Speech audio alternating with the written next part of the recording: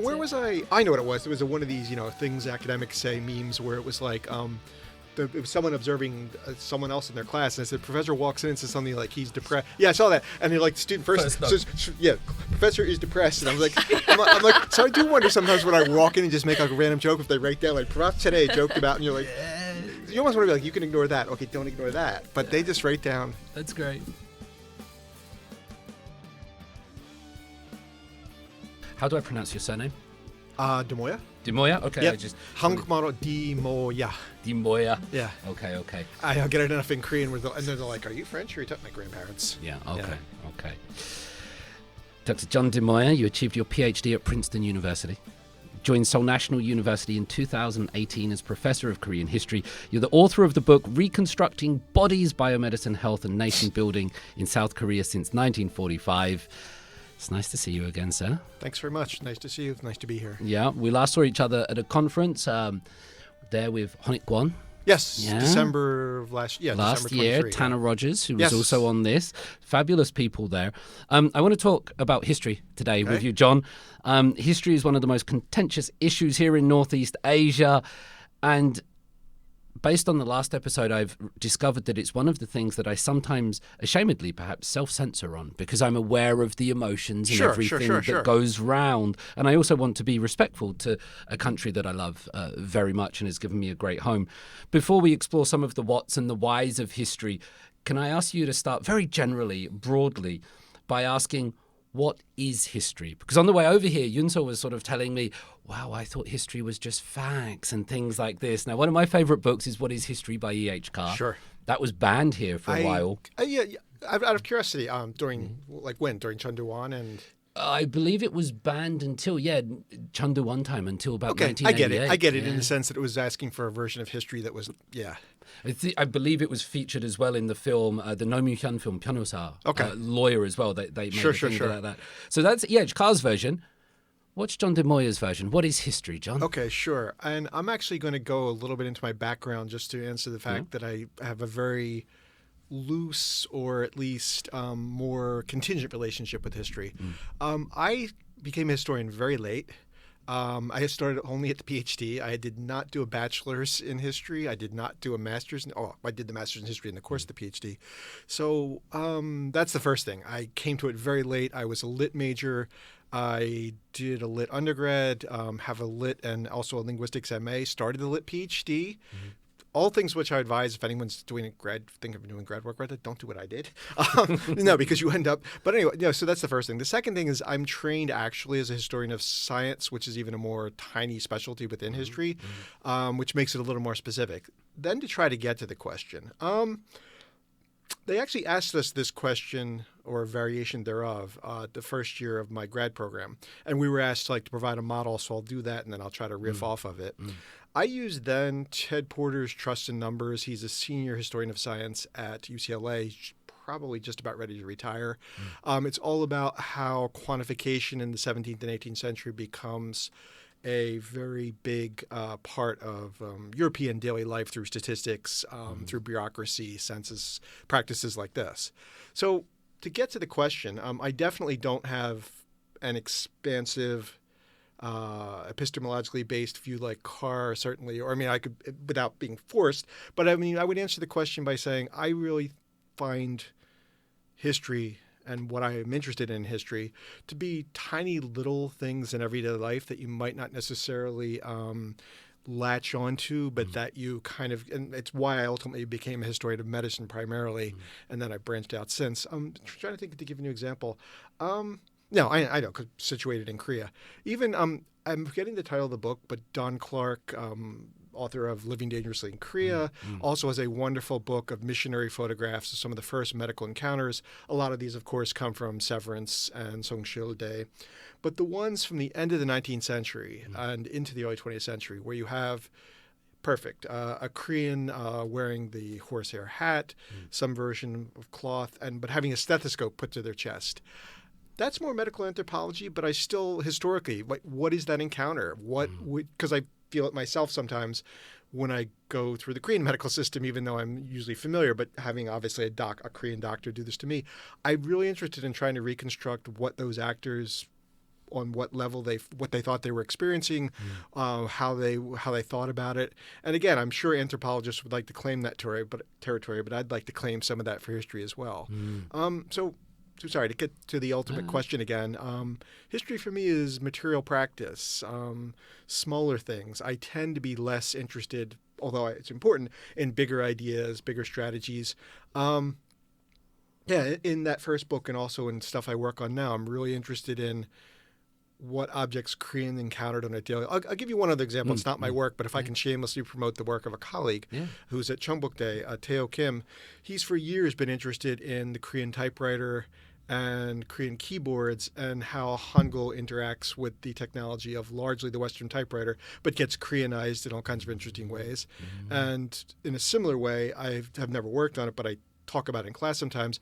I have a colleague who left academia and works for Google who got really interested in how do you make and translate Hangul into ASCII characters. So in other words, the computer version of that. So when I do like a little bit of computer history with my students, I always try to talk about like literacy and keyboards and recognizing that it's not all English and that actually for about 120 years now, Koreans have been thinking about keyboards and how, and then of course you get into the arguments of how then that does affect your brain and the way you write and the way you think. And usually students get it. So I mean, that's another example of a material practice that you don't always look at it firsthand and think about it, but then when you start thinking about it, you realize there's all kinds of decisions are being made. I remember my first phones, you had to build the Hangul characters. Oh, I didn't know that, but it makes sense. Lines like this. Now it's all, there's the mium, there's the it does it automatically. You actually had to build them. Stroke by stroke. Yeah, it was Lego. Okay, that's... You give that to a young person today and they'll look at you and go, precisely. Okay, then if I can really quickly, I was here in the 90s when I taught English at YBM.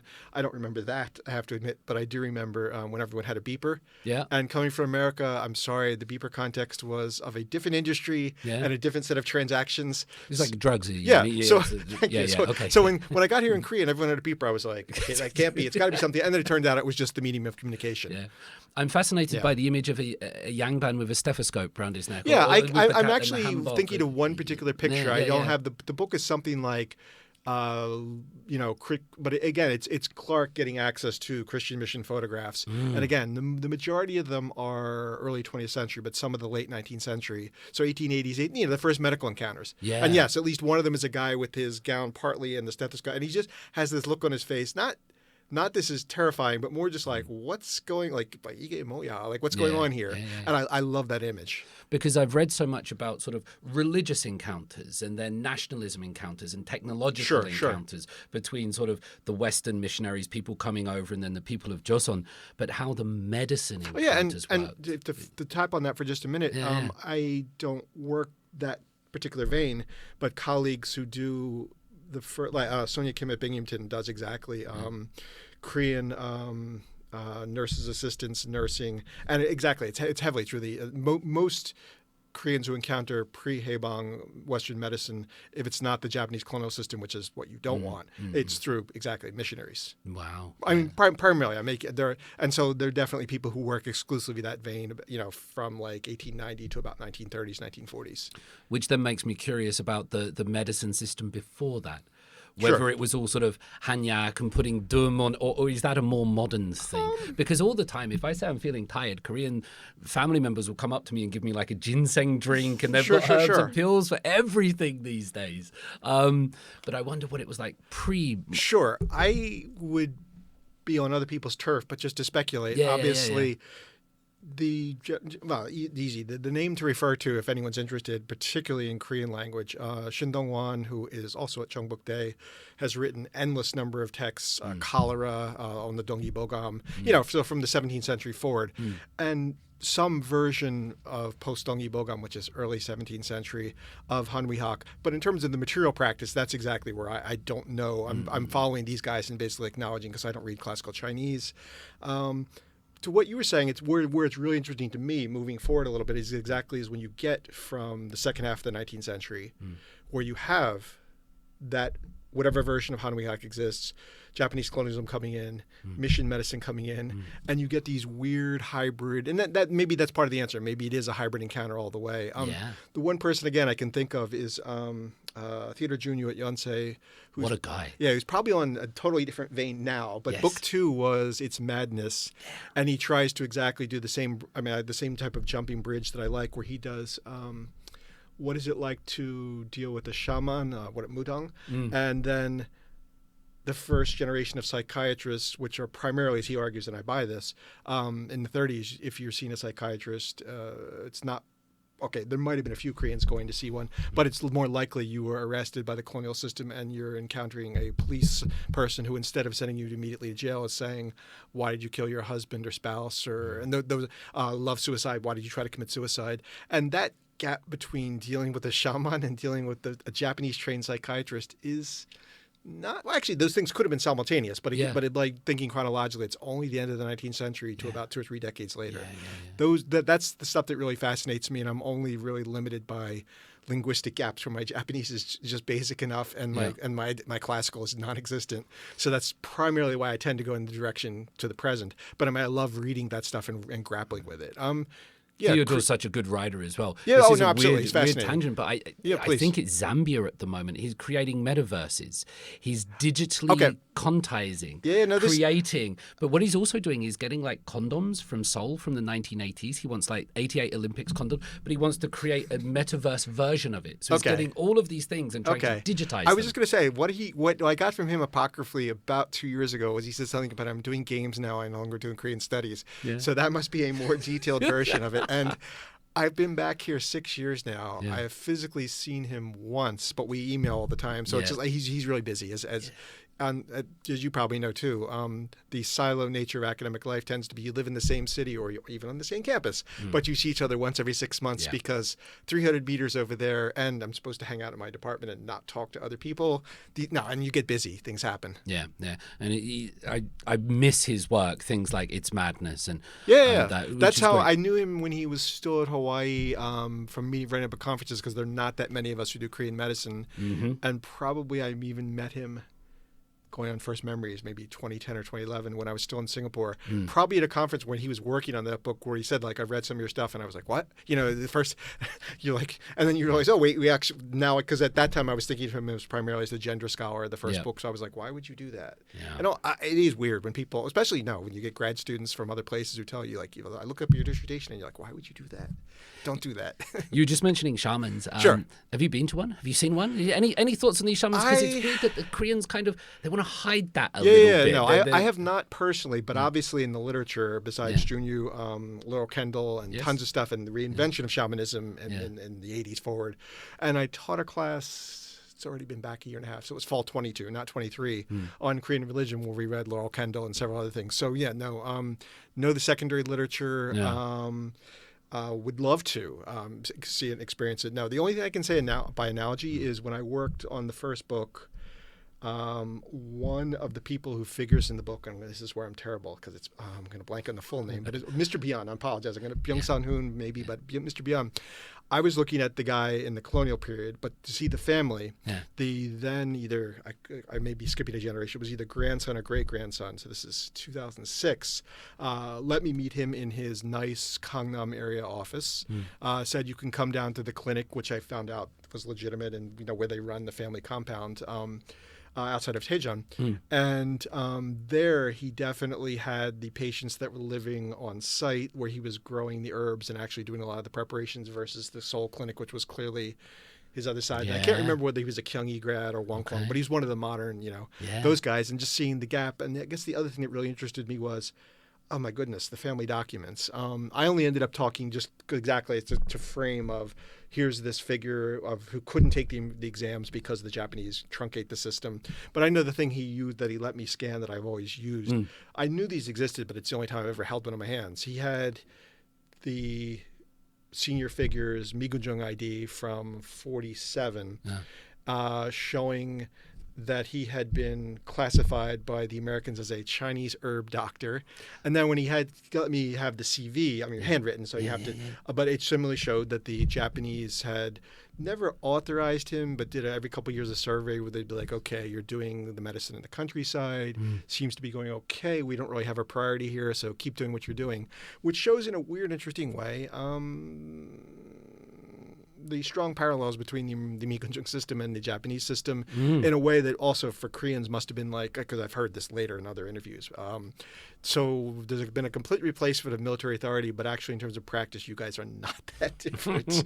And which leads to the persisting negative image of medicine through at least probably the early part of the Korean War before things start to change. Yeah, wow. In any case, yeah, no, that's my only encounter. Oh, I remember what he did. He definitely, I never asked him, but he had me eating and drinking things in the course of a 10-hour visit down there and outside of Daejeon, where I'm pretty sure he was more testing me to see if I was willing to try it. But it was clearly Hanmi-hak motivated stuff. Yeah, he's looking at me. He's like, drink this, eat this, and I'm like, okay, this is part of the.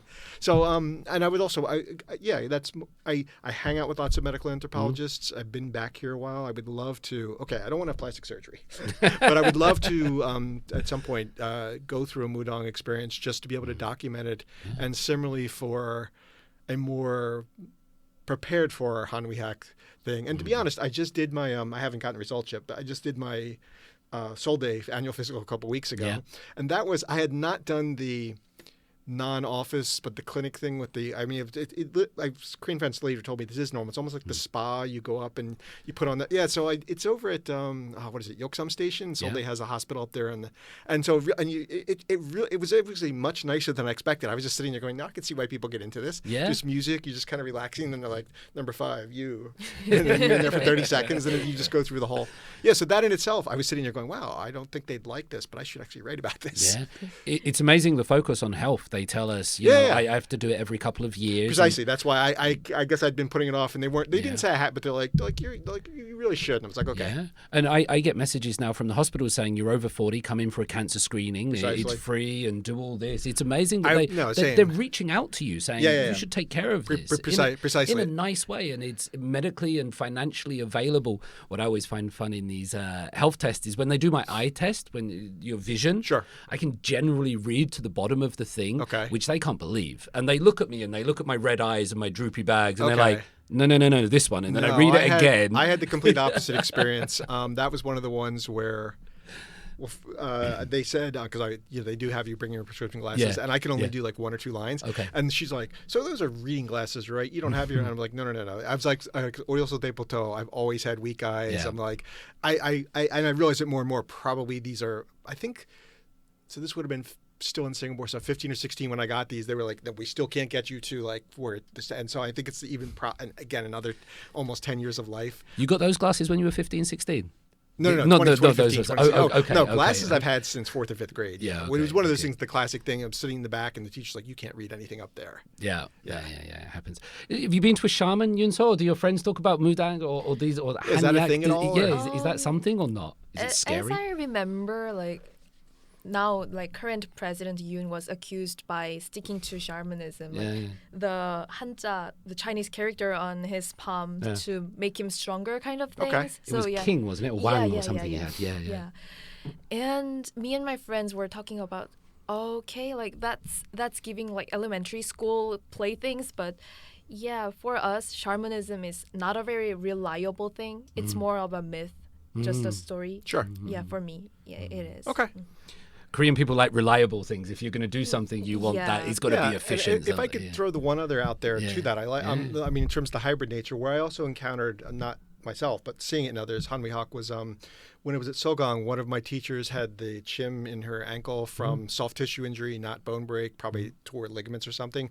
And that I remember too saying why do you have that wrap and those little things sticking out? And she was like, so I know at least, this is again 15 years ago, but I still think probably Koreans. I'm in my late 50s, and so my Koreans a little bit younger than me, around the same age. A lot of them will be comfortable with for back pain, wrist pain with doing both. I'll take aspirin, but I'll also have chim. Why not cover all my bases here? Yeah. And I don't even know mentally the process of like, do I think this one's reliable, this isn't? It's more like what will work. The best, I had a friend who, it's exactly almost 15 years because the daughters would be teenagers now. When his wife had twins, her spine obviously had to accommodate that. And she found that the epidural and other things after didn't help the lingering pain. So she had an extensive series of things with chim and the full placement of acupuncture, and she said that was much better in terms of pretty quickly alleviating. If it works, that's the most important thing. Precisely. And that you play with the usual. Which one was panacea? Which one wasn't? I'm not worried about the efficacy. Yeah, if it's efficacious, as they say, it works. Yeah, that's all. By the way, sorry.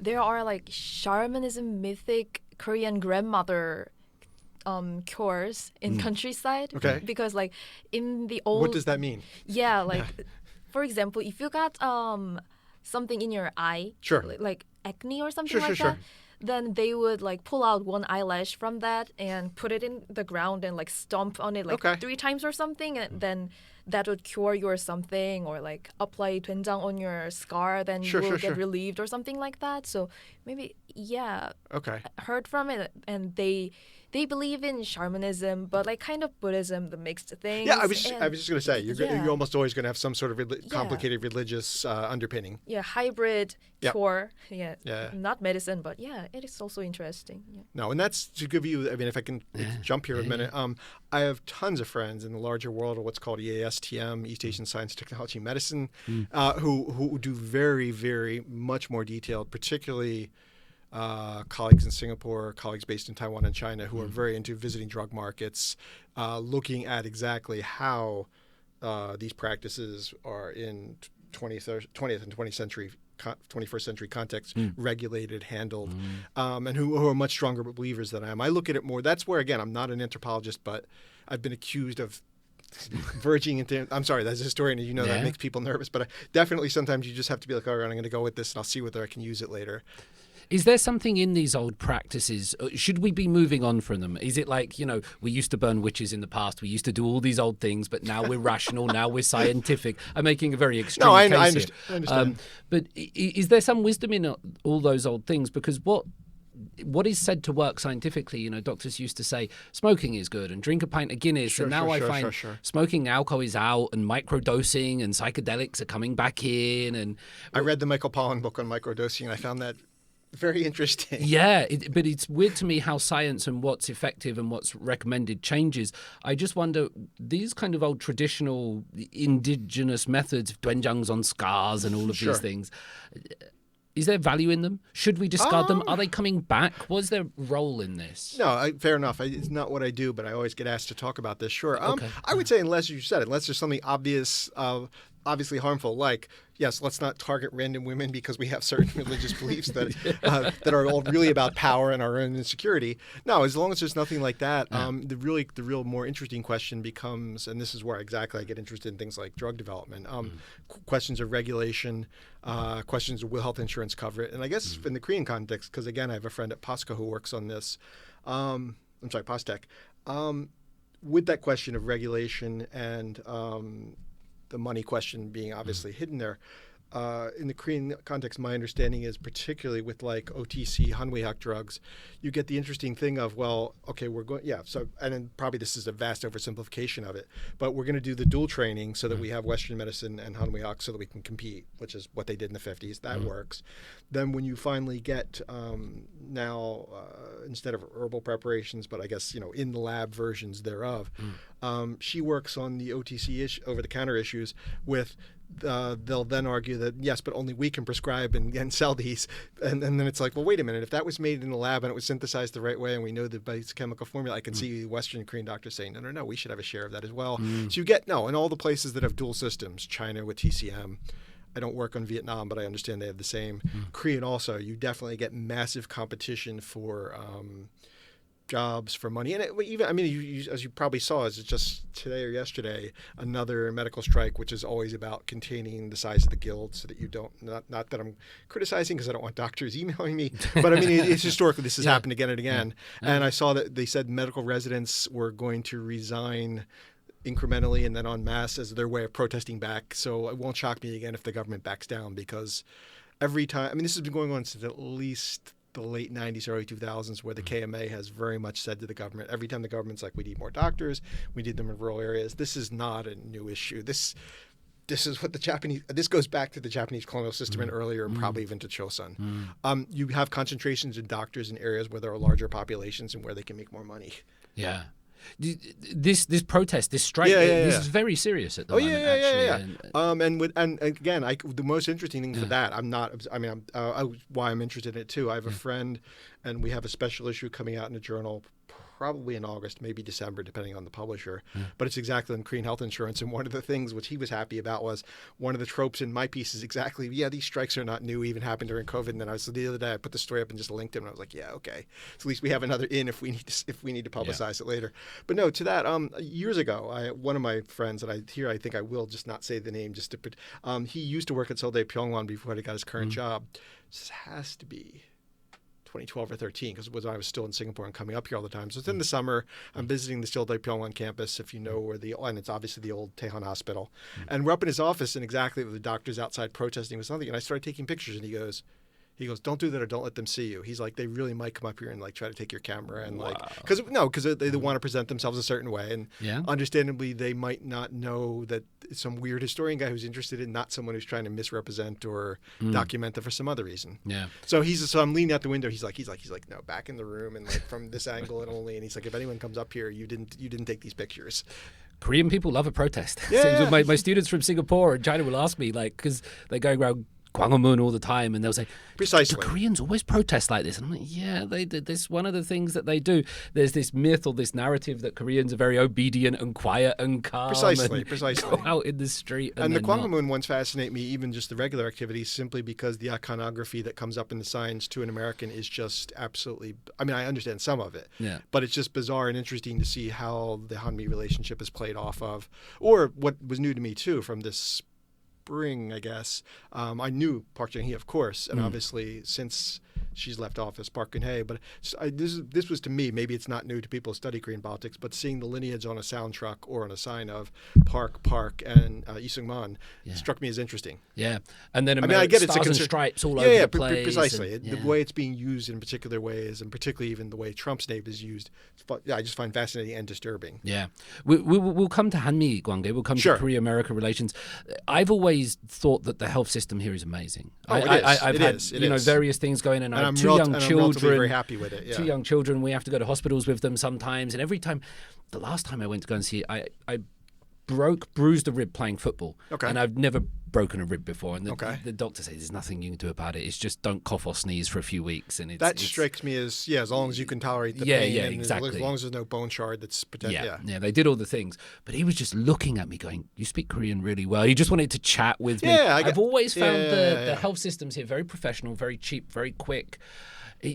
As a expert, like the Korean health system, is it good? I think it's good. I'm sort of a layman, and I just go with my kids, and I find it I would answer that on a couple of different levels. One, personally, I'm very happy.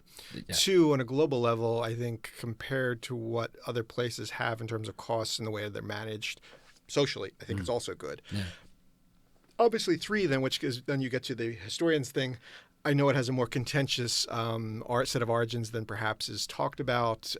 Certainly, the health insurance system, and this is the thing I hinted at earlier, if it's portrayed as a result of a series of progressive governments coming off of Park Chung-hee moving in that direction, I would argue that that's definitely a misreading of it, and that it's more complicated, not obviously, in short terms, a very complicated set of negotiations between a succession of governments and Korean labor, recognizing that we have to make concessions. So, and as opposed to the government granting its beneficence, clearly it comes out of between 63 and about 89. Because Park Chung-hee, it's on the books, but I don't think anyone actually used it. But most people will say between 77 and 89, end of Park into democratization, is when it really goes to be an effective thing where everyone has their health card and is using it. But that clearly comes out of the chaos and pushing back of democratization, as well as also, I guess, the government's desire to recognize that the population is is this large. This is also a way of managing costs for a civil society where we want to maintain healthy workers. Yeah. So I mean, the third answer, the historian's answer more complicated, but to the first two, personally, and also in terms of like measuring it against other. No, better example. I'm an American. There's no hiding that. I grew up with two parents who were doctors. I liked the care I got as a child because I got it primarily at home, to be honest. I'm very happy that I'm not in the American healthcare system. Maybe that's one way of answering it. No, the last best way. When I was on sabbatical in 21-22, I had a wonderful affiliation, so positive September of 21 until summer 22 with UCLA. But because I was not an international student, they had to put me on California Kaiser Permanente. And I'll just say it was not a positive experience. I was paying out of pocket. It was quite expensive. And I was like, bring me back to Korea. Yeah. That's one of the I sometimes see job openings come up in America. I've had tons of dental work here, and I'm now having just had the health system check. I have no problems with yeah, well, to go back to what you said about the language thing too, it was interesting. They had on my recent visit someone clearly following with me that was about the English issue. I think they were, and it was like half and half. I could talk to them sometimes, but other times, so it was kind of funny chatting between the three of them. And I think they thought it was funny because occasionally I could tell they were asking, and I was like, I'd be like answering, and I'm like, oh yeah, okay, I understood that. Yeah. And they'd be like, okay, like they were getting. I think they were getting a little more guarded about what they're. Someone asked me later too, like, how did the whole experience go? And I said, well, I'm still waiting. I'll hear in the beginning of March. But I said the thing I was happy was. No one during the course of the entire hour and a half of whatever 17, 18 stages said like "이게 뭐야" or like "wow, 힘들어요." Nobody did that, so I was like, okay, things look. They only had me repeat one or two things, which were the eyes and things like that. Where I was like, okay, yeah, my eyes are weak. I know this. Yeah. How about this then, Yunso? So two old white guys are saying Korean health system. Whoa, it's great. That is a good. Yeah. How do younger Korean feel about this? One of my American friend also told me that she had to go to doctor's office for some condition, so she didn't know how to speak in Korean very well. That could be an issue. Yeah, so she called her Korean friend to translate, and the doctor didn't mind calling to her. So that was good. Yeah, it's like 친구는. He didn't mind it. Yeah. And as a Korean, I just went to eye clinic with my friend because my friend had the eye surgery done for her eye vision enhancing surgery. Exactly. Okay. And it was super comfortable. It was like a factory. Like she entered her like number on the kiosk, and they would call me that. Okay, number 5, come to here, and okay, she would do some clinics, and next go. Can I ask if that is? I realize it's probably not from a medical, from my standpoint and from the medical standpoint, but for Korean, does that get portrayed as seongsusul, plastic surgery? In other words, is that done at an out clinic basis where they recognize that it's just for your vision, or what I mean is there could be a blurring between that and other aesthetic eye surgeries. The reason I ask is I can't. Years ago, when I used to really actively research plastic surgery, I made the mistake of walking in a place in Shinsa and going, 저기 죄송한데요, 제가 성형수술에 관심 있어요. And they start going like, so what do you want to have done? And I was like, no, I meant like, so there was that embarrassment. And then also, this is really, again, me bad recognizing boundaries. This was late grad, early, I'm now a professor, but I was like carrying around a camera and I realized I was really making people nervous in the lobby, and they were like, and I was like, okay, sorry, I realized that. So I had to like learn how to say other ways of like, I'm interested, can I have your pamphlets, can I have your stuff? But no, I'm not going to take any pictures. And I was surprisingly allowed to get into a lot of lobbies, like, again, the huge mega clinics in Shinsa, which I thought of when you said like factory. But no, this was just how was the office, or what was the environment? It was only for like medical thing. That's what I thought, okay. Yeah, there were some of the eye clinics which they did like double eyelid surgeries. Precisely. Yeah. The sun couple or yeah. Okay. Or like when you go to like skin doctor. Sure. Yeah. Again, that could be dermatology, or it could be whitening. It could be other things. So there's a blurring of the. Yeah. To be honest, I've done double eyelid surgery, but the office was originally skin doctor's office. So same doctor. Yeah, the same doctor. Okay, that's an interesting switch in specialty too, about economic priorities and. When I didn't know that you had the double eyelid surgery. I get that a lot. Can I ask if if you don't motivation, like what? I don't mind. No, I mean, like, so why? Yeah, why? I had like major 2 reasons. Like first reason is that I didn't like my eye size. It's very okay. It's No, but I get it. If for whatever reason, yeah, sure. Yeah. And second reason was that I don't know how to say that in English, but I had to raise my eyebrows a bit to opened my eyes wide. Okay. Like this. So So like your eyebrow actually impeded your eyesight a little bit, like the skin was dry. kind okay, of. because I don't know if this is what you're describing, but there is a condition called ptosis, like PTOSIS, particularly in older Koreans. Sometimes, well, yes, exactly. The lack of musculature, it's significant enough that it's actually obscuring.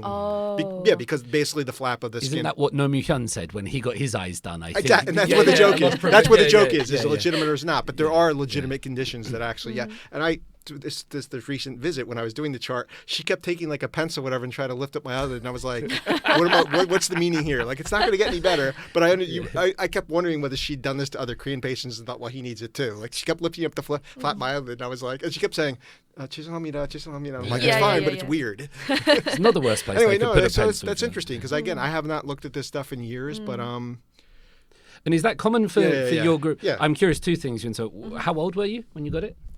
I was, it was 2019, Okay, and so I was like right before entering high school. okay. Was I 15 or something like that? I guess. I don't know how. Yeah. Wow, Okay. wow. Is it do you talk about it with your group of friends? Like, did you have surgery? You get any? I'm going to get this done, or is it kind of like you keep it quiet? Nobody says anything, but you all know. It differs person by person, but at first, like during the first year of my double eyelid, post eyelid, Yeah, a thing, certain amount of recovery and a certain amount of I wanted to gatekeep it, but they didn't really recognize me done the thing. But most of the Korean people would not gatekeep you from the plastic surgery they have done. No, I'm surprised at how people are relatively open. And when I've had again friend groups who were like exactly a variety of different things. What's interesting to me is that outside people will sometimes criticize Korea as being a very sort of plastic society. I got this in Singapore all the time because people know what my book was on, and they were always like, why are you going to that country where people all want to look the same? And I was like, that's not, you're vastly oversimplifying. But here domestically, it's like, no, let's improve ourselves and let's get better, and the system works, and you get it done at lunchtime. I was just going to say, the way I ultimately because again, that's where your verging recent history stops being history. I ended up saying, well, at least when I'm called on that into your situation, I'm like, Koreans often see it as a pragmatic, right? It's like, well, I always heard about people who did it right before graduating college, going on the job market. Like, I want to get a new suit, I want to get a haircut, so why not, brush up a little bit? And I can understand that. If this is a market where is seen as a very valid move towards professionalization. Yeah, many of my friends do it before they enter university or college because they want a glow up before turning adults. No, I get it. Sure. And it actually has positive effects. Like in Korea, if you look better, sometimes you get better job or you get these things. No, and the one that got me was the couples packages for weddings. Yeah. That's where I'm like, wow. Like, you might want to make sure you're emotionally first before. No, I'm joking, but I saw that's brilliant advertising, but it's evil. Yeah. They're nervous already. They probably sign you up for your kid as well. Like, so you're getting married, you're going to want your kid to have this. You two probably are going to have a kid that's going to look like you. So that's a little bit personal, But I've seen the ads, so yeah. And it comes from parents as well, which I would think is imagine. But like parents will often tell their children, like, "Why don't you do this?" Okay, that I haven't, but I can believe it, and it's in K-dramas, so why not? Yeah. But I thank you. I was just that's something because I could never. I wish I could have asked that question more when I was writing the book, only because it was one of those ones where I wasn't going to leap across that bridge. But no, I obviously got advice from Koreans who were in my age group at Seoul Day, and they were also surprisingly, amazingly comfortable with talking about it. Huge gold buildings in Shinsa. Things like these plastic surgery clinics. And as you know, I can't remember late 2010s when they started regulating the ads, because I still the ads, particularly at Shinsa, particularly at Apgujeong, were always before and after, and I think they've tried to make it more subtle, but I think they placed some limitations on it because it was literally like Apgujeong or Shinsa. You'd get off the stop and you'd be like, wow, so I should feel insecure today and I should like start doing a consultation right now. And that's to a foreigner who can read this. I can imagine to a Korean it was like, oh my God, I don't, how am I today? And I didn't play while we were on this. I noticed that plastic surgery went up during the COVID pandemic, like the amount that Koreans were getting. What I heard about that, so I'd love to hear it. I heard that people kind of like thought that COVID was kind of a covert way of like I don't see anybody for one. Once we were well into it, they're like, well, I'm not going to see anyone for a couple of years, so like I could do it and like not answer any questions later. Yeah, nobody would know. That's how I heard it portrayed. It's like this is like I'm working from remote. I'm going to recover quickly. People are probably not going to ask, so got a mask on when I do go out. Yeah, someone who's even more reluctant might be more likely under those circumstances. To be honest, it was exactly my situation because I didn't really intend it because like it was right before the pandemic era. Sure. When I that's what I was when you said 19. Yeah. So yeah, like I was at first very happy to wear some hat and mask so that no one can see my bruises or something like that. Yeah. And after all my like what do I call it? Like you get bluffed a like little swelling? bit. Yeah, swelling. I don't know the That medical goes term, but down. exactly. It a little bit swells, but it goes away for like after 1 year or something to naturally sit on your face. So yeah. Right. So during that era, I had to attend online meetings, online Zoom classes. So yeah, so I could come up to school all natural. So I was a little bit happy, but I get it. Yeah, I think that other people might have done the same thinking because like, oh, if I do some like jawline surgery or something, I can wear a mask and stay at home. So yeah, perfect secret or something like that. Yeah, that's exactly the explanation I heard as sort of as a follow up to right, and so it doesn't surprise me that those numbers would. So we didn't prepare to talk about this. No, it's but I got to admit that was stuff I was interested in for quite a long time. So the pandemic itself, because I often show my international students like the number of excess deaths across countries and things like this. And South Korea, when you look at the numbers, of course, every death is a tragedy, and there shouldn't be. But South Korea did amazing during this from what I saw. In quantitative terms, I would agree with that completely. And just to make the point as well that never once was locked down. Right. Never once told to stay in your home. There's this like... Which also is weird for me now, having been able to go to the U.S. at least once or twice since then and talk to people and be like, wow, right, I never went through 6 weeks of shop and just watch everything online. And I could still pretty much go around Seoul. It was just...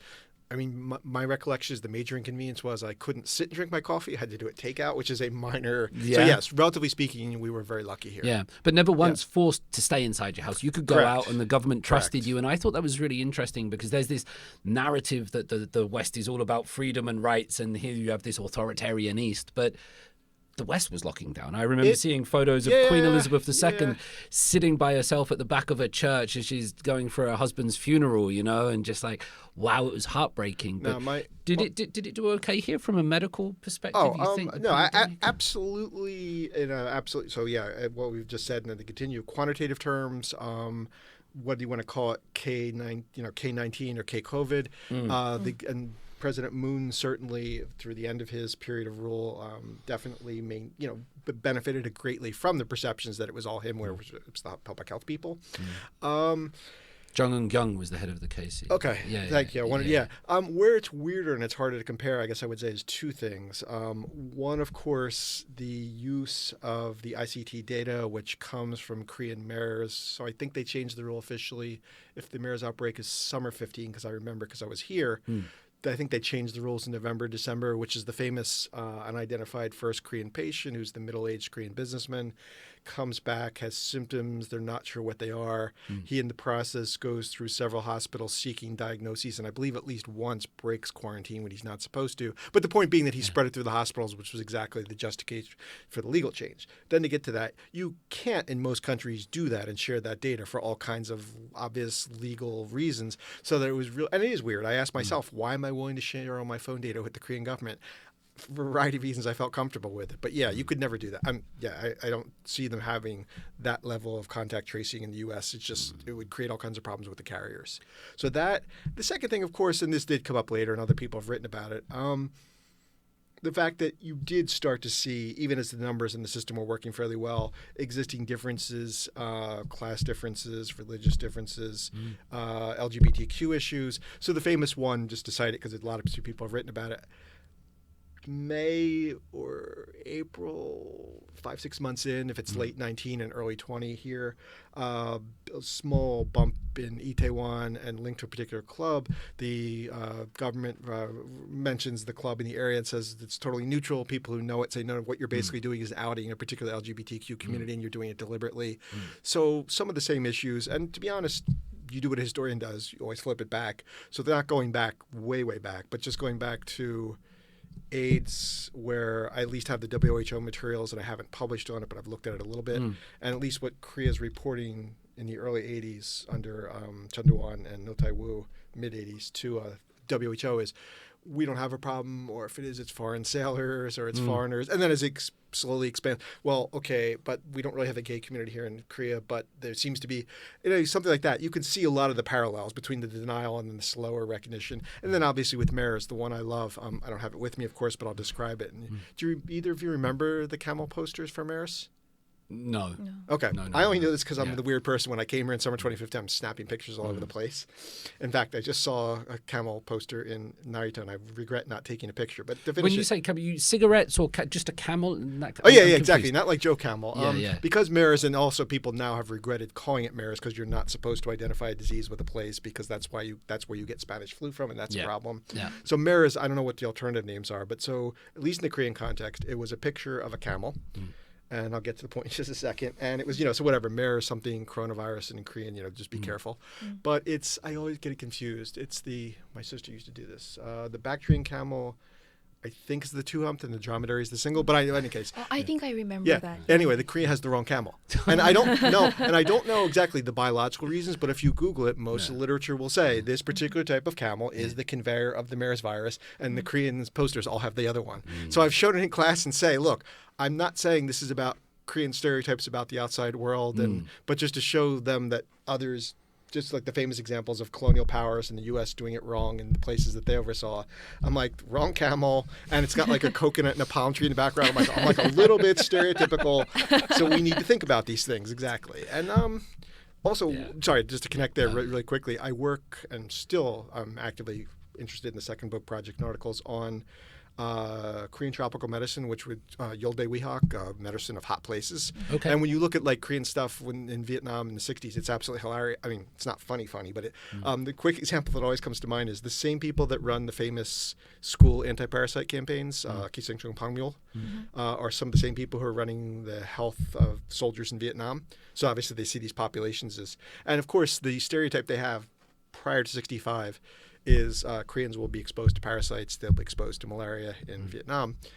And they find out in a lot of cases, I think, what are the four groups? It's Korean soldiers, I want to say civilians here, and then maybe Vietnamese, same soldiers and civilians. In any case, they find out that Korean soldiers of the four groups tend to have the most parasites, and that they're not so much being exposed to parasites in Vietnam as they are bringing them with them. Wow. And I mean, no, this is before, when there is no chemical fertilizer, when the diet means high vegetables and rice. You're going to polyparasitism in the mid-60s in Korea, meaning 50-60% multiple parasites from eating stuff growing in the ground was perfectly normal here. Yeah, that's why massive anti-parasite came. But so they were really shocked when they found out the soldiers weren't necessarily threatened by the tropics of Vietnam. It was here, I've heard people. Im Soo-jin was one of them, professor in Sheffield, Lancashire. Oh, I know who this is. Yeah, I haven't met her. But she talked about taking stool samples to school. Oh, yeah. And they used to have to get them checked and things like that. And I was just imagine you had our students to do that today. I don't know if you've seen it in museums. You can regularly see in the museums. They have the little bongtu which you gave to your. I mean, now just the sample of the bag. And the other one I always liked that I've never documented it, but comes up in every interview from that period, is people were embarrassed about it, obviously. Yeah. So some people would either skip school, they would send a truant to check on you. And then the one I always liked is people would substitute their cat or dog if they couldn't produce under pressure. And seriously, the Korean government, after the first, so it's like 68 or 69, they get all the data. After like the first year, they were like, wait, we're finding animal parasites. That can't be, they're substituting cat and dog. Yeah, but it took them like 6 months or a year, but they were like, wait a minute, is this more complicated and weird than we thought? Like cross species? And then they're like, okay, no, these kids are just, so they had to tell kids, like, even if you're embarrassed, like, okay, maybe don't submit it, but don't like put in your cat or dog because you're screwing up the data. That whole, I mean, the joke I always told in Singapore was like the one time you were allowed to give to your teacher without saying a certain word. Yeah, because and you were encouraged to. And if you ever see the pictures of the teachers, I can only imagine twice a year gathering this, saying thank you students for delivering these wonderful samples to me. Yeah. And this, the other thing is, this is mostly, I mean, it is the Korean government. I want to be Korean technicians, but most of the microscopes, the slides, is coming through Japanese OTCA money. So there's massive. It's Japan helping a developing country at the time, and a colleague and I co-wrote an article. I can't remember the word we used, but probably informally we call so it's like easy because we talked about it earlier. I mean, encounters. Some of the same Korean doctors who are running the campaigns are Japanese trained, retrained post-war. They then reconnect to their Japanese colleagues after 65 because normalization happens, and you get weird, interesting colonial echoes. The one, my colleagues, it's Ayahome at Manchester, she found one of the Koreans here. I can't remember whether it was in Seoul or in Tokyo, but they met up again and they were talking, and the one guy had really excellent Japanese and he kept correcting them, and they were like, wow, like, where did you pick that up? And he goes, like, do you not realize that your colleagues, probably seniors, one generation back, trained me? Do you not remember like that? And he wasn't really sensitive about it, but the Japanese were like, wow, you guys are really good. You know what you're doing. And the guy was like, yeah, like you trained us. So the Japanese medical influence continues in a weird, interesting way in its own way. And it's good if it works, because I think today, I'll ask you this in a minute, Yeah, Korean people seem generally very helpful, healthy. I want to go back to this one thing where you were talking about the gay clubs, Itaewon. Sure. And the idea about freedom and tracing and things like that. Contact tracing makes a problem if it shows where you go, and then it's a question of if you're following and you're publishing this information, because it is available to the government, how much information should you be then publishing if it is in the public's health interest, but where are you crossing the lines with personal data? This was a really interesting thing to me, because during COVID hit, there was no lockdown, but they would post, somebody got infected, they went to this coffee shop, they went here, and they went here. Right. We got the messages. There were you could go on Naver and see the maps. Yeah, I have to admit, the messages the first couple of months freaked me out too, because that was when I was the first couple of months when I realized that I probably was not going to, I mean, that you could be affected, but you could also be careful. But so every time you heard ding, you'd be like, okay. Yeah. But there was this idea that the overall health was more important than if somebody had was cheating on their wife, cheating here, exactly they were going to these places, or the utilitarian thing. Yeah. So I just wonder if you have a thought about that. Public health being more about there's a consciousness aspect, or there's a civic society aspect to it, and alongside the technology, the money, the finance and development. No, and this transcends Korean culture. It is historically, at least, whether you agree with it or not, medical communities have for at least the last, I would say, I don't know going all the way back historically, but at least in East Asia, since the examples kept coming in. Nice thing for historians, it was one of the few times we got to justify and say, look, COVID, we get to justify our grants now because of COVID. Friends who studied the 1911 Manchurian plague, where you got some of the first masks and defining gauze and all that. I don't know about the end of World War I here. I know the European case better, but for the end of World War II here, massive quarantine stations, Busan. This is the repatriation thing all over Asia.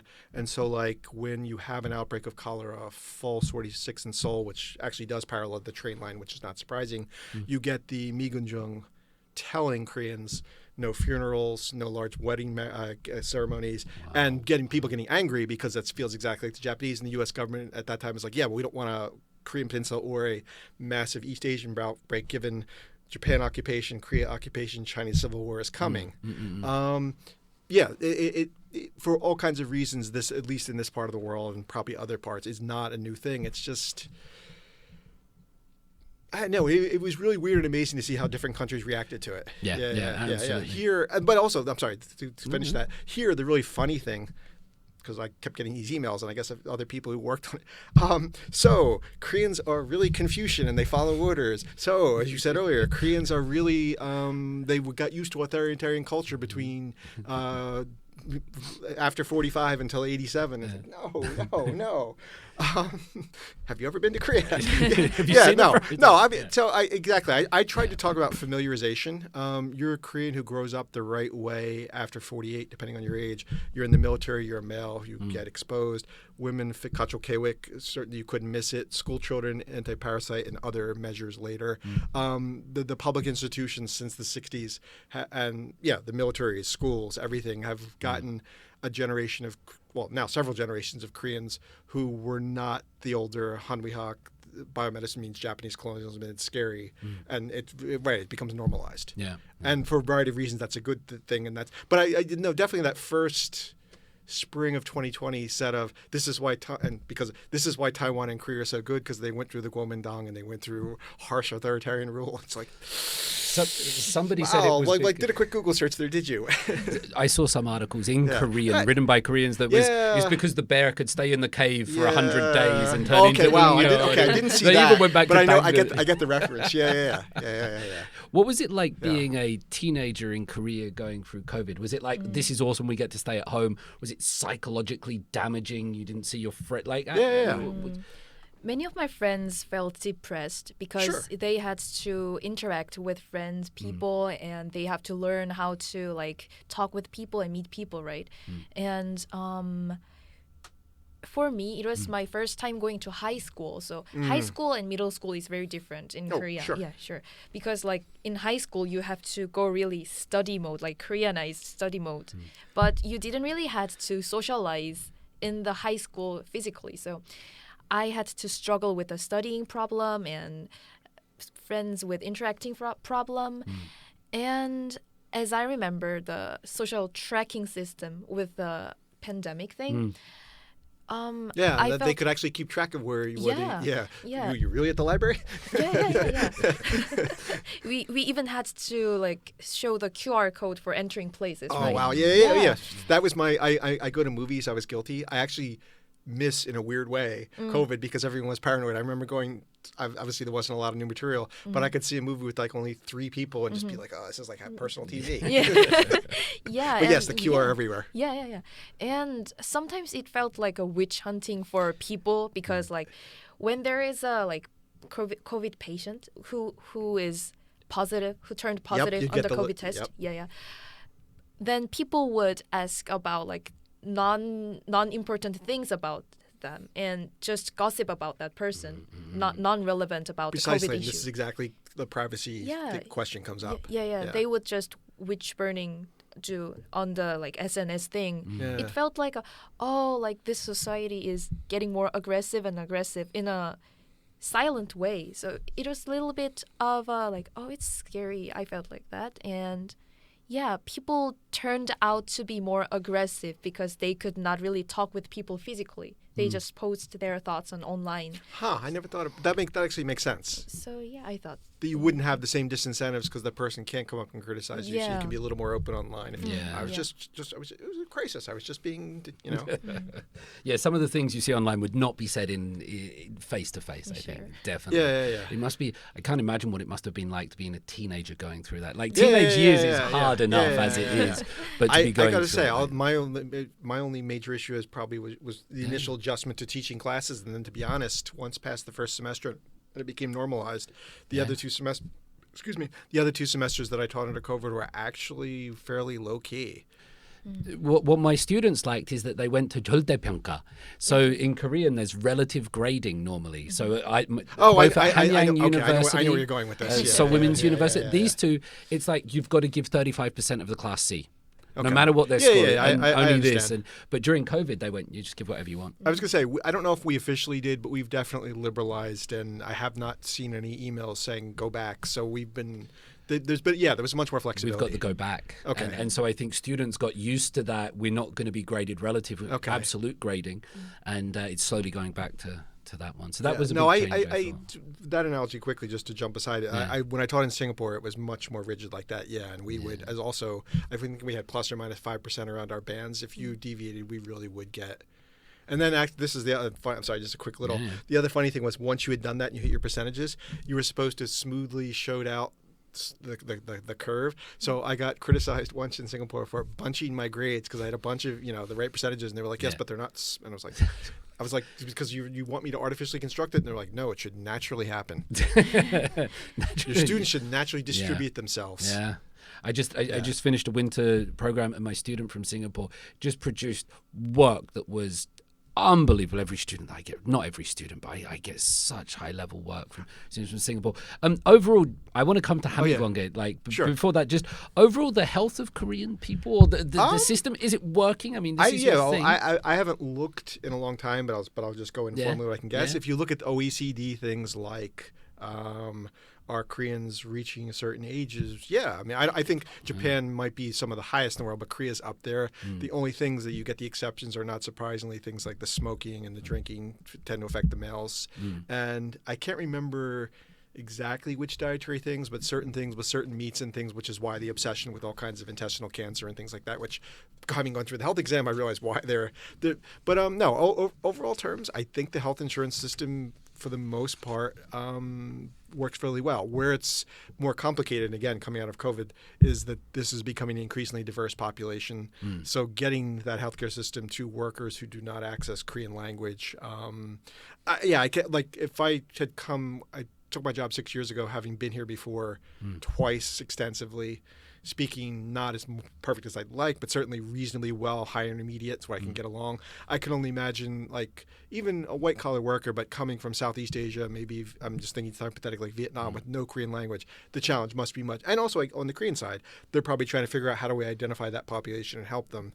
So those issues. So yeah, outreach and access. But in terms of its functioning, I'm very happy, and I think I guess the last thing would be, and this is like every system like that, like the National Health in the UK too, is you get, when you hit more high-end things like a very specific disease that for whatever reason the system doesn't cover well, or end-of-life things, that's where people sometimes, I imagine, tend to opt out, or if they can pay.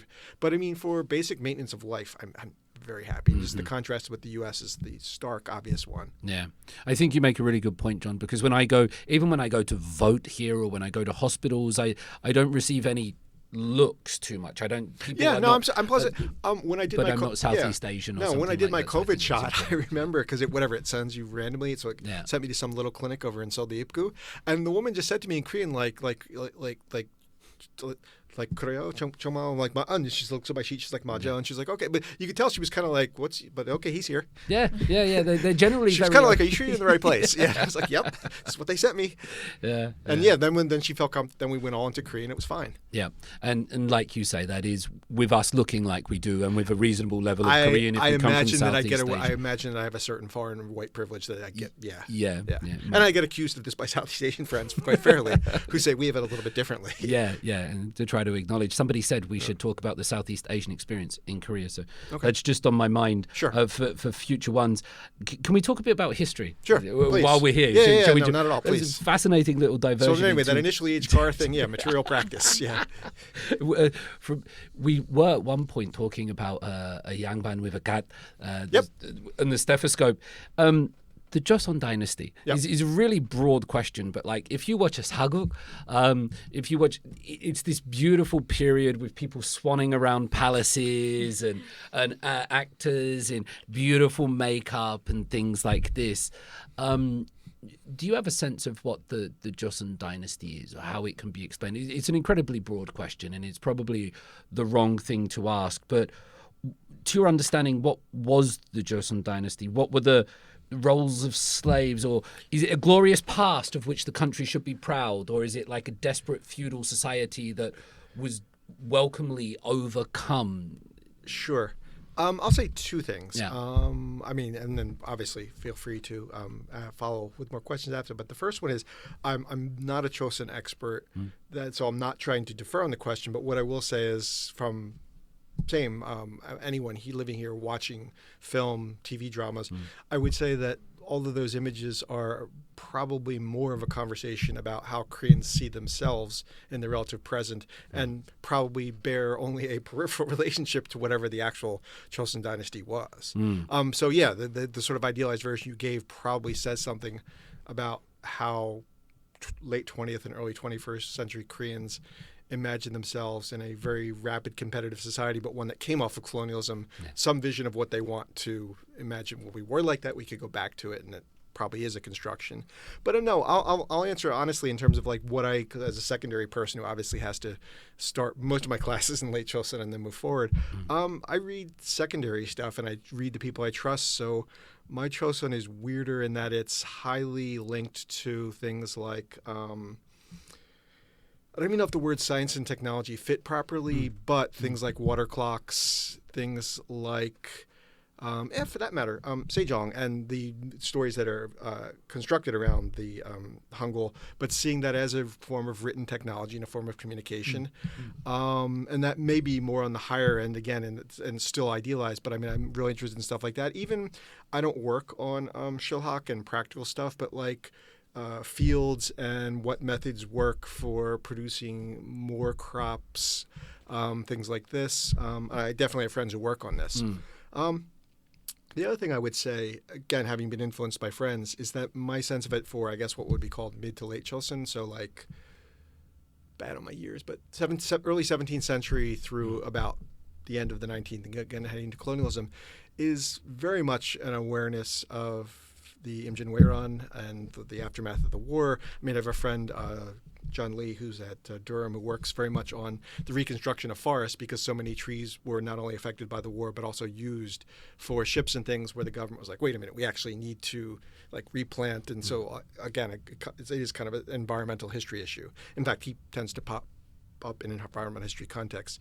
So that awareness of the war and that period of no major conflict outside of until like the middle of the 19th century when you have all kinds of outside forces coming in. But that period of 250 years is like the Chosun that I'm most interested in, and that it feels like and this is probably my own construction too. It feels like a consolidation of after war rebuilding, and then kind of almost like a Pax, not this Pax Korea, but but certainly a more peaceful domestic period prior to things like the 19th century where everything happens, including famine, peasant riots, and all kinds of other.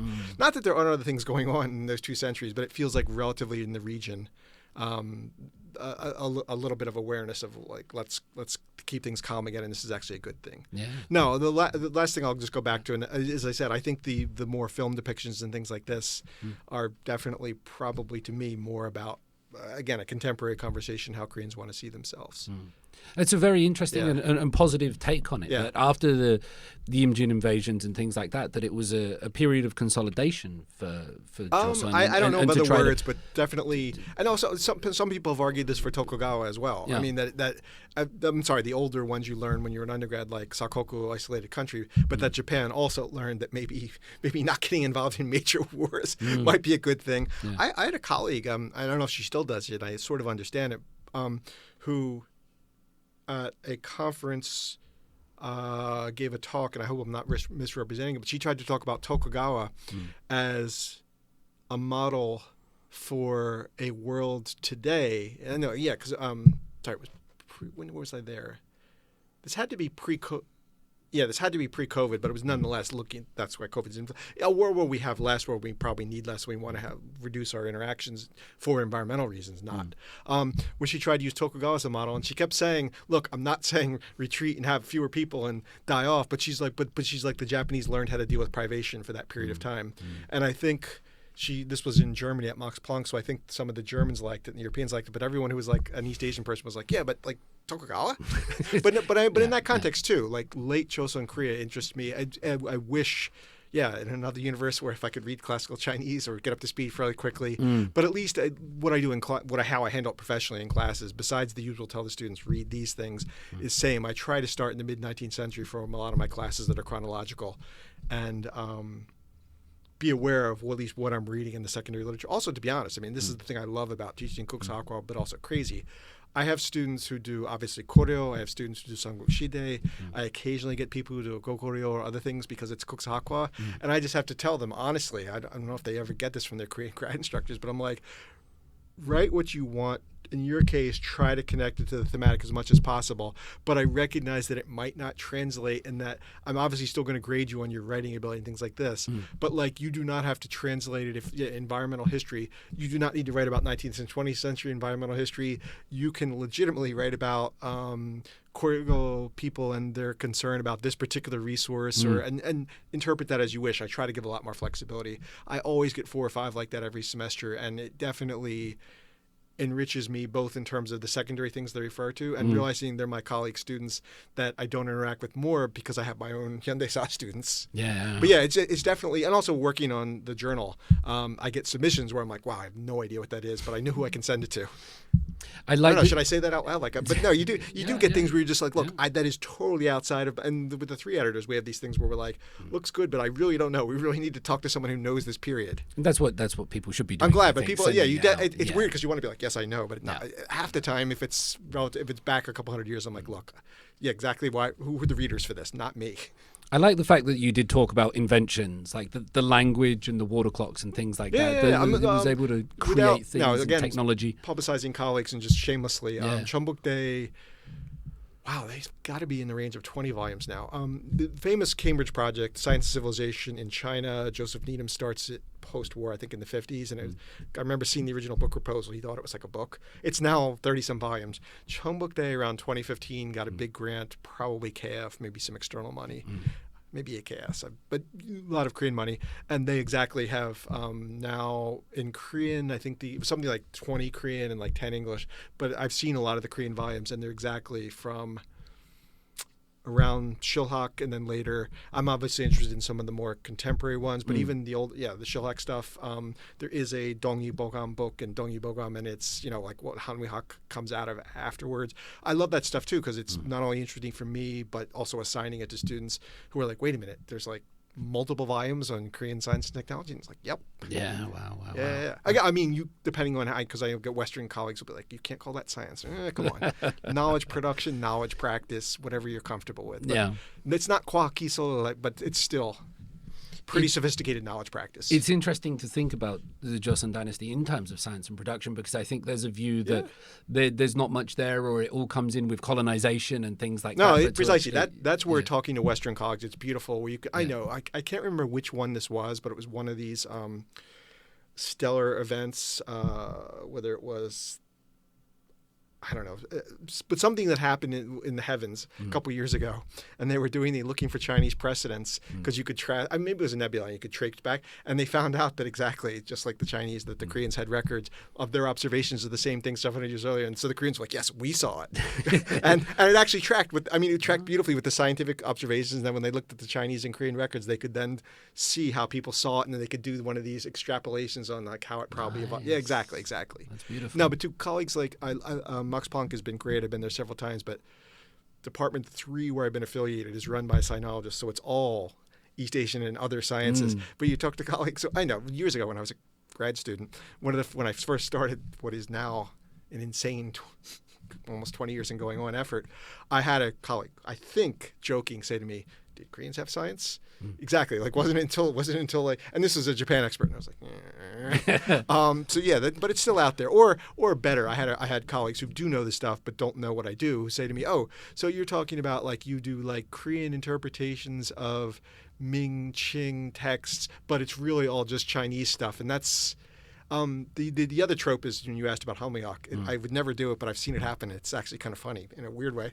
You get China scholars, both Chinese nationals and not, who come to Hanwihak panels at East Asian science meetings, who go in English, that looks a lot like Chinese practice. And you see the Korean scholar going, oh, okay, I'm waiting for it. And then the question is exactly, so like how much of this was just copied? And then they're like, oh, and then you get these wonderful conversations where everyone breaks into Korean, Japanese, and Chinese, and you can tell the pitch of but it's really interesting because you get.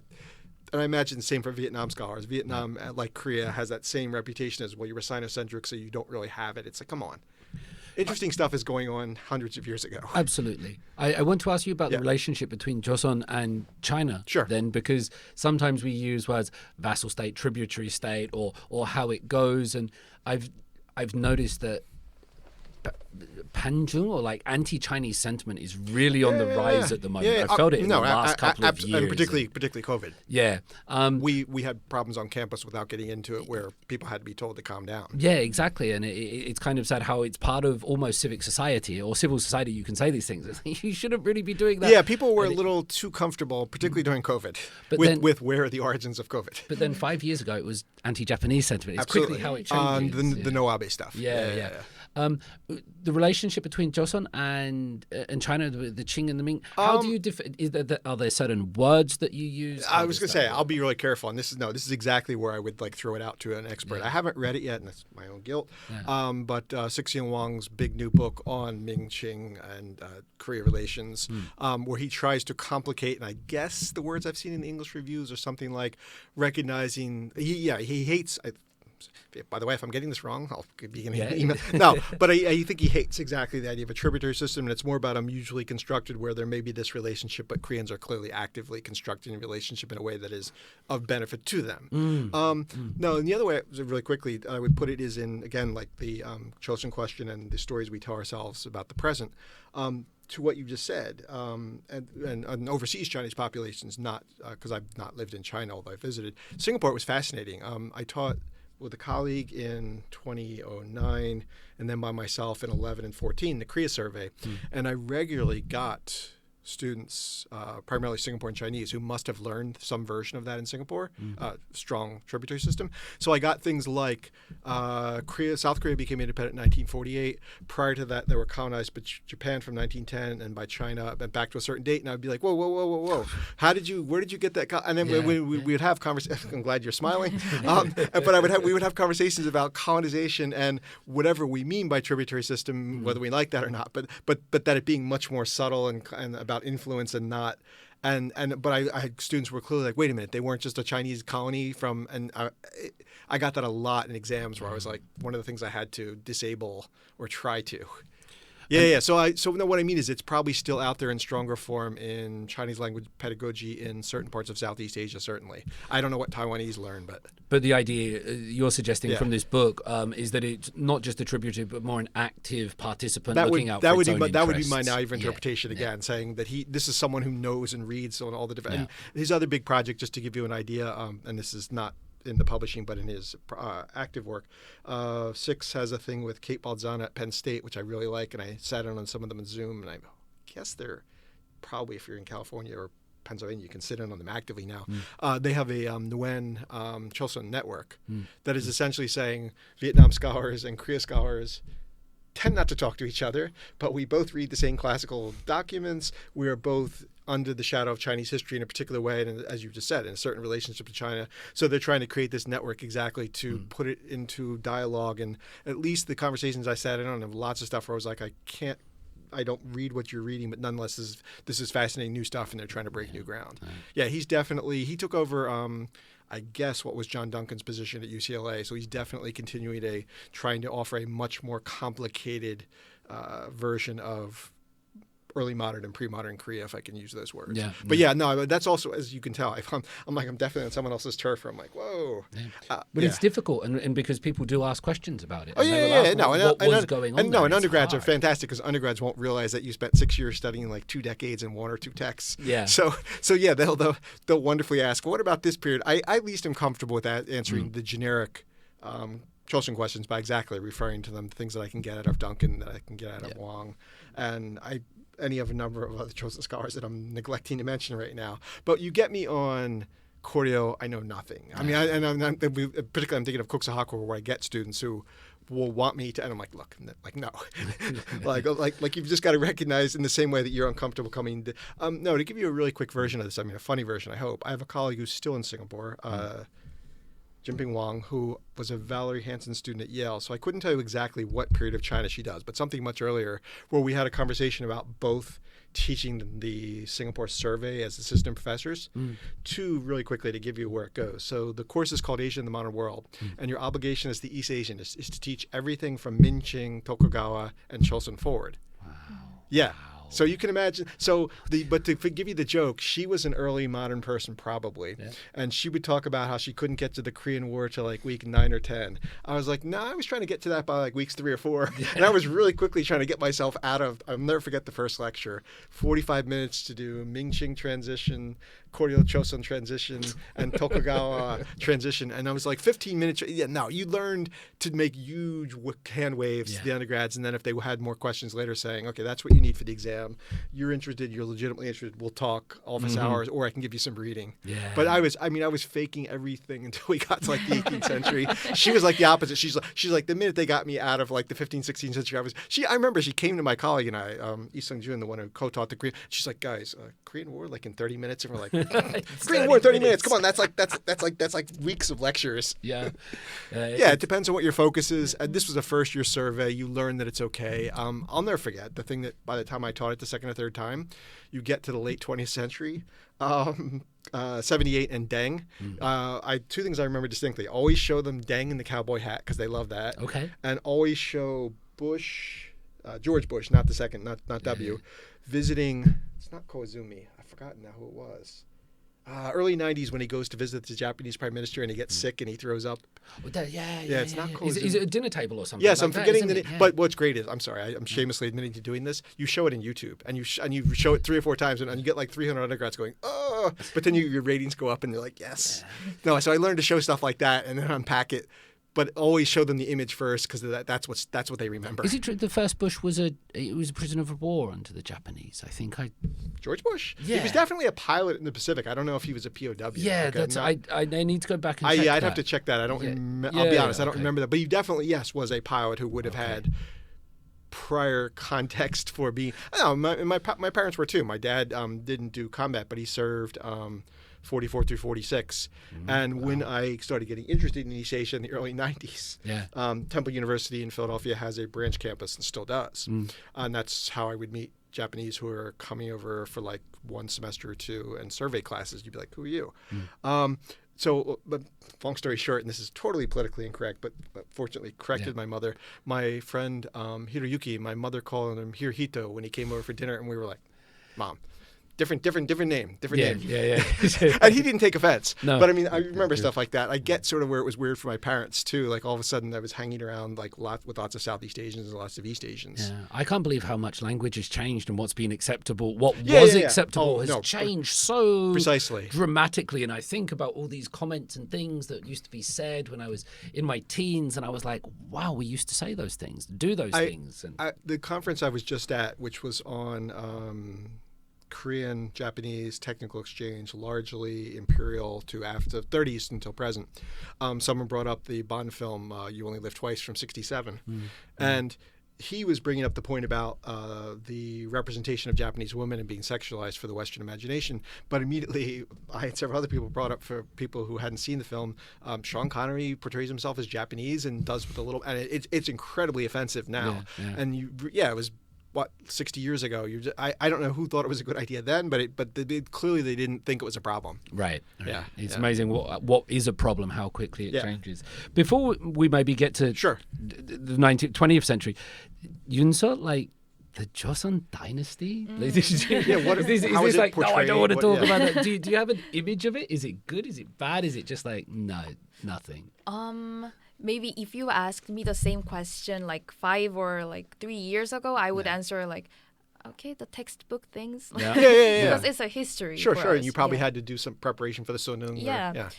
And for me now, some young people would use 조선시대 as a slang for being too conservative. Like, for example, if your school regulates your like skirt length. Hell Joseon. Yeah. Sorry, I forgot about the book. Yeah, my students do that. And if your school regulation is like too conservative, like, oh, is it 조선시대 or something like that? I like wow, that. You're so conservative. But as a university student, I would say that Joseon Dynasty was a kind of a adolescent for now Korea, because Joseon learned to socialize with other countries. Just like the child learned to socialize with other people. And we learned a lot of academics or techniques inside or outside. So yeah, I would call it adolescent. That's quite interesting, the personification of a 500-year dynasty. No, and I like being a teenager. I like the connection to the outside and the learning process, because that's exactly, my advisor was obsessed with how medical books circulated between Korea, China. Well, he was a Ming-Ching person.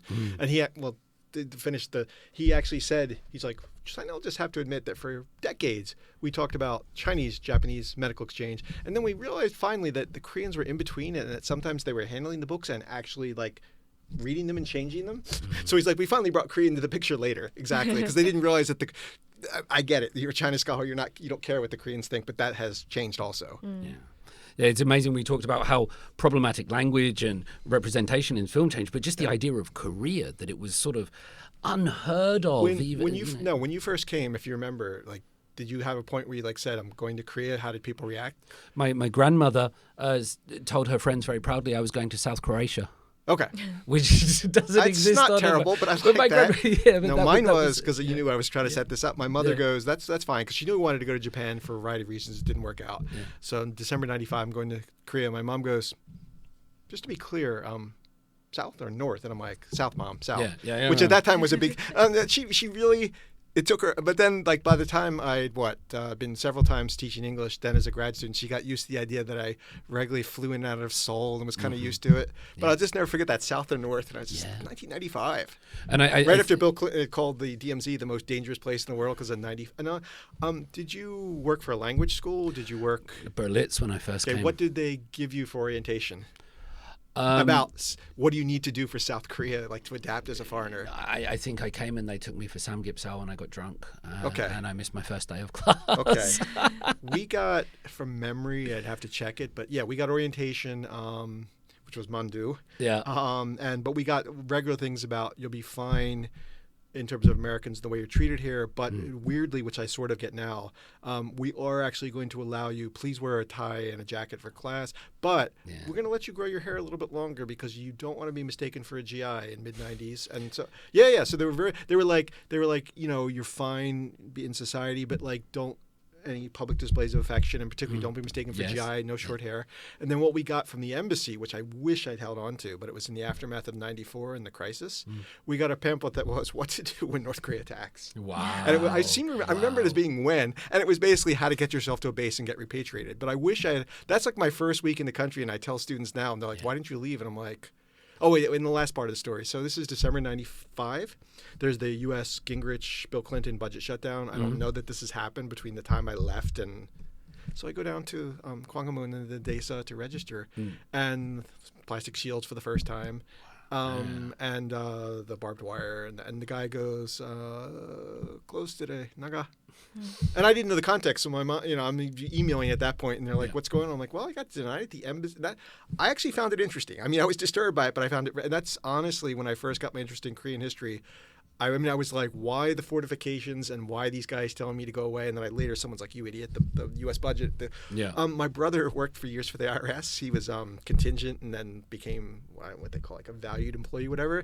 It was right then that he found out when his entire department was shut down and he thought he was furloughed and he was going to get unemployment. They're like, no, you're coming in and working because you're one of the valued ones now. And he's like, oh my God. He's like, it's totally terrible. I've now become a valued employee. I have to work and I have to run like the department by myself. And they're like, sorry, dude, you were too competent. So it was very different police, Korea from now. Military police, I remember they used to ask my friends because they would walk around like places like Itaewon with huge rifles, and they would be checking things I was at say, night I do remember it being more, and also I remember, again, it's memory and apocryphal, but I remember landing at Kimpo, which was then, because this is pre-Incheon, and maybe not loaded, but at least some guys along the airfield with some sort of in some sort of protected capacity where, again, as a first-timer, I was like, what? Is this like a normal thing? Yeah, definitely a much more visible presence and a little more bristling of a city than it is now. Yeah. With Seoul now, K-pop, and I have students who think that, oh my God, the Gangnam Square with the cardboard cutout of Psy. I have students who don't realize that comes after the song, and they're like, that hasn't been, I lived in Kyode in 95, 96. I used to walk. Gangnam was nice, but nothing. So I have students are like, you lived in Gangnam? I'm like, I did not go dancing with Psy on the weekend. Yeah, exactly. It was, I think the big place was New York Bakery, which is no longer there, and the other big thing was there was a Tower Records, and wow. So, and I was at Gangnam ELS, so we used to go over to Tower Records when we wanted to look at foreign magazines because none of us could read Korean, and they knew that, so they'd put them in plastic bags, so we'd try to discreetly read. I remember it being so hard to get just like foreign food or drink. Like, Yeah. you get Oh the my occasional goodness. like Yes. Budweiser or Guinness or something like that. It's But now definitely you the look food at scene has changed totally. Yeah, so much. And even books too. With Kyobo, the foreign section has expanded dramatically, and a lot. The cook chain nature of Seoul, whatever. When friends complain it's not there yet, I'm like, go back to the '90s and it was nowhere near. It's changed a lot in a positive direction. Yeah. Into the 20th century, John. Yep. Japan colonizes Korea. Okay. Is that a contentious statement? No, that it colonizes. No, the nature of what that colonization is, absolutely. That's just what I want to look at, and maybe I'll frame it like this because Korea-America relations is something that you seem very interested in. And you can, and I'll be honest. To be like full confessioneer, if I said that Koreans watching Chosun and talking about Chosun is probably talking about themselves, I have to admit, probably me getting interested in Korean history is also helping me figure out my own narrative about my relationship to America and American. It's clearly about myself and about my own complicated relationship with America. Trying to turn my PhD I'm doing the Wongo now. I just got the first review back and turning it into a book, and that's based on British North Korean relations. Okay. So I'm doing the same thing. I'm living out myself. It's very hard to escape yourself. And once you become aware that it makes your dissertation more of an interesting exercise. It's nice of you to say. Yeah. Give me that reassurance. Yeah. The 1905 Treaty of Portsmouth, signed in the United States, does that give control of Korea to Japan? So I'm curious about sort of one of the questions that I often think to myself is, imagine I'm not sure what the population of Korea would have been at that time in the early 1900s. Is it around 20 million or something like that maybe? But then how does a foreign power come in and just say with far fewer people and say, we're running this now, and that becomes accepted? Of course, it's a very tragic story, but I'm just curious about how you see colonization coming about, how it was achieved, how Korean people, this is the wrong question to ask, how they let it happen. Sure. The role of America, the Treaty of Portsmouth, colonization, John, just to open the box. I'm going to try to answer that in two ways. One, which was just listening to your questions and thinking.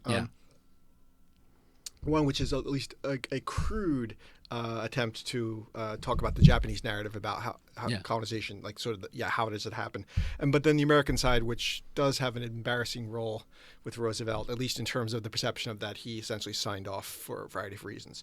But the Japan side, I don't do Meiji history, but it's a long interest and it's easy to read good secondary literature on this. The perception of Meiji leaders already seeing what's happening in China. Not that China's ever colonized, because I know but that they are obviously influenced from the Opium War forward with foreigners coming in and Japan not wanting to repeat that. And also Koreans seeing this as well and trying to also resist Europeans, but also Americans with the late 19th century reforms like Kabo. But Meiji leaders, people like Fukuzawa writing about how we have to be strong and protect ourselves in certain kinds of ways. And as much as it is proper, I want to be careful. Is that Fukuzawa Yukichi? Yeah, sorry. Fukuzawa Yukichi. I can't remember the exact language, but strong nations. That this meaning potentially dark things for its neighbors, but Japan, it's their own propaganda, but you tend to believe your own propaganda, honestly seeing themselves as a protector of these areas. 1876, Kangwon-do forward, all kinds of the Japanese narrative opening up Korea, but all kinds of at least wanting to exert control over ports in certain kinds of ways. Weirdly, for what I do, this is when they start to bring in, from the late 19th century, their own quarantine, hygiene / port policies. So in a weird kind of way, I mean, if you really push, they are kind of exerting legal authority over foreign ports. So in other words, you can push the colonization back narrative a little bit earlier if you accept that the ability to do that legally implies certain things. And then I guess also, to be honest, beyond Japan and Korea, the fact that there were other countries wanting to influence over Korea, so that not that in any way Koreans let it happen, but Korea was surrounded by a number of forces external to it that it could not really handle individually, let alone cumulatively. Where was I going to go with this for a second? And if anyone's interested, the big book on the hygiene stuff, Ruth Rogoski, Hygienic Modernity, Vanderbilt now, used to be at Princeton, but it's all about Chinese treaty ports, but it is all kinds of, this is when the Japanese coming from the Germans start to take up this idea of social hygiene again, and there was ports as ships are starting to move and trade is around a lot more, and telling again Koreans, I guess Taiwanese as well. In essence, you'll have better trade. We're just keeping your ports clean and safe from disease and quarantine. Sorry, another echo with COVID. I tend to read it in those terms, that it's a series of incremental steps. And sorry, one last thing, then I'll get to the U.S. I can't resist. There's a colleague at UCLA who has a wonderful, those reacting to the past game scenarios that's exactly the Cabo reforms, but that has some of this stuff in there. And I never had time to play it for a whole 15 weeks in Singapore, but we did the survey. We would do like a mini 1-2 hour tutorial where you'd pre-assign all the roles. And I remember being Singapore. The first 2 times I did it, they did exactly what they're supposed to do. They refused to deviate. And I guess in the end, colonization happened, a variety of things. But the third time I did it, the student who turned out to be Queen Min and the Ko-jong relationship, someone had done some pre-reading and actively stood up halfway to 2/3 through the tutorial and said, I've read ahead. I know what's coming. I know I'm going to be killed. I'm divorcing you. And she walked out and the whole classroom went into chaos. And I don't remember what they happened, but they overthrew Ko-jong and it was totally ahistorical, but it was wonderful because it was the first time I saw Singapore. And I had a woman who had some sort of a neurological disease where we incorporated her tied to the computer and she was anything that could be said to her could go up on the screen. So she became like the rumor mill, and that's maybe what did it. I just remember Min walking out of the room going, I'm divorcing you. I am not dying. So, but again, this playing in Singapore was just wonderful in terms of, because the first 2 times I remember the first year, Ko-jong was just like, I am Ko-jong, and Singaporeans were like, okay, no deviation here. We will respect you. Yeah. We'll go right down, marching into the darkness of history. Yeah, wow. But anyway, it's a wonderful, I imagine she has the materials online somewhere. Let me just tell you one story. Yeah, sorry, one of my professors, Jung Kyung-young, he asked us to do kind of like war games. He's a military man. And he gave me Japan. He said, we're meeting next week, and we'll play out a 21st century, like North Korea. I was 21st century Japan, and I said, he said, David, what are you doing? I said, I'm reneging on the pacifist constitution. I'm going to bring back the Japanese Imperial Army, and my first thing is to take Korea. And he looked at me, and he wanted to not only just throw me out the country, wanted to drown me. Did he not realize that he set you up to? I mean, come on. Yeah, it's a game. Let's play a game. Let's say the most outrageous thing. And people have argued that the SDF, I don't know, I'm not going to go there. Okay, but you want me to come back to the American part? Yeah. This Treaty of Portsmouth, how that works. Taft Katsura. And I'm going to, but I'll give you the context where the trope that I'm going to talk about comes up. Yeah, there's a trope or perception that William Howard Taft, I guess then vice president, his name was up in the treaty, but Roosevelt, that they sign off and in essence allow the Japanese as part of a quid pro quo to do this. The perception, and it's not totally wrong, has to exactly do with the U.S. role in the Philippines. Right. Where I saw this in particular was, I don't remember the name of the room, but when I was at a conference as a grad student at probably Harvard's case studies thing, I guess it's a picture of Roosevelt or somewhere in one of the rooms where Carter Eckert stood up and just humorously said, we as Koreans should not allow that picture here. But, and he gives the context saying, he's for his negative role, but we allow him to be in there because, Harvard and donations. And so I don't know how much that perception is out there. I don't know how much it's active, but certainly the U.S., A, for its own role in the Philippines, and B, for probably exactly signing off and offering some sort of if not an active, you can do this, but at least a passive, you've already done this and we're not going to interfere, does have some explaining to do. The last thing was, I can't resist throwing this out.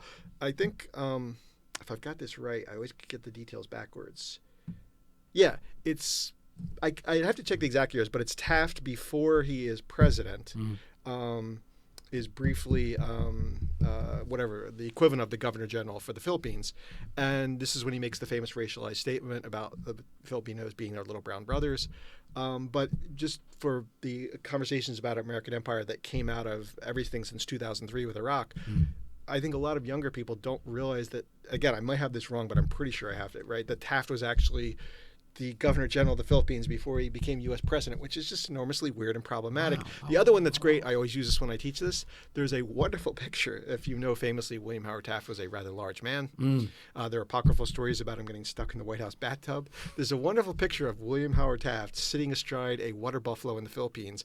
I always use this as a metaphor, or this is American power in Southeast Asia, circa 1890s or early 1900s. And this water buffalo is just like...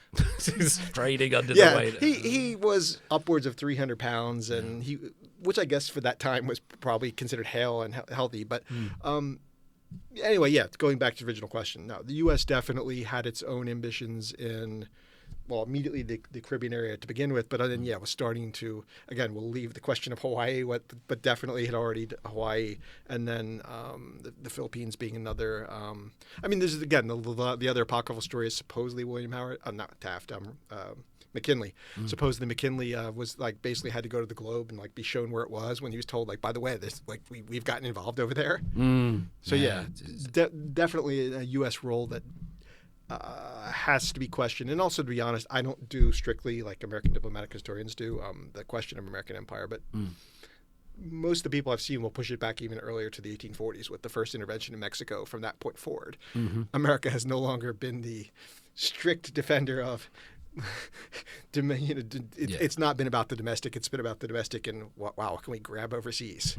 Which is interesting to tie that American role in with the Treaty of Portsmouth, Taft-Katsura Agreement, with the, as we were talking about earlier, the Stars and Stripes that are waved downtown and things like that today, because it's a very complex relationship. Absolutely. I want to dig into it a little bit more. I mean, before I'm just saying I'm happy to talk about it because they do with students. The Hanmi Hyopjo, the Hanmi Kwange is complicated. Yeah, it is. And I almost said Hanmi Hyopjo, which is different. Hanmi Kwange. Sometimes misunderstood. Yeah. Are we far enough away from colonization period now to be able to look at it with some degree, the Japanese colonization period of Korea? Are we able to look at it with some, as a historian, with an objective lens? Are we? I wouldn't say objective, but with some distance. Yes, distance. Sorry, is the better word. Are we able to evaluate it now? I know you're. Hearing your answers, John, are big in science and technology and medicine. I was just going to say, I'll be honest. I've learned to be careful when I explain things. Even I think I'm explaining them in Korean, and you'll pick up immediately. I made the mistake of my first year back in Seoul in a class on biopolitics, trying to explain about the Japanese influence, the Japanese role in certain scientific practices, and I used the phrase in Korean, "일본 덕분에," and my students were like, and I immediately switched to English and said, I did not mean because of from the benefit of So no, it's still extremely contentious, but yes, you can talk about certainly the larger contours of the political narrative. Where it's still enormously controversial, understandably, is on several clusters of issues. Obviously, things like colonial labor and whether or not there should be any form of restitution. Obviously, on the comfort women. And then even more complicated, because this comes up all the time in our grad seminars. If being quote-unquote pro-Japanese / collaborator in an older language in post-Haebang means that your parents or somebody worked for the Japanese government in any capacity, how much of that is an Isungman era construction, how much of that is real, in quotation marks, and more importantly, how much of that is still relevant to Korean society today, still very much open to debate because people with family histories of power in the past tend to be still people with family histories of power in the present. But so with distance, yes, but like any immediate resolutions on most of these issues, probably not. Particularly on the one that the labor situation one, even leaving aside comfort one, which I also recognize is very important. The labor one, there are still obviously the people themselves alive, but then also the next generation, where if the paperwork is there, and it seems to be, you could probably argue not even on ethical grounds or just like sort of moral compensation, but actual like you actually didn't pay them what they were contracted, and that is for, I guess, international courts. What I'm seeing naively now is obviously Japanese and Korean courts finding very different decisions, and then obviously both sides agreeing to continue arguing. But no, and also too, the conversation that happened before we started, people who come to the office, this actually happened during COVID, I remember it, a guy come by with this huge stack of documents, and after I went through half being like, who are you and why are you in my office? Realized someone explained to me later, and then he did too, but we sent him to another professor. It was a Zainichi guy, but who wanted to explore his own charyo and possible grounds for a claim.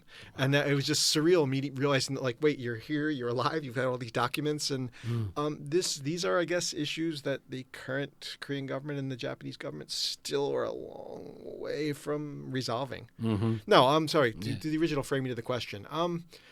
yeah, I think in all kinds of ways it can be talked about, particularly historians, I think, can talk about it. I think at the popular level and more importantly, the ultimate legal, actual financial dealings, that's still got a long way off from resolution. That's very. Do historians talk about it in a way that you think is appropriate as a historian?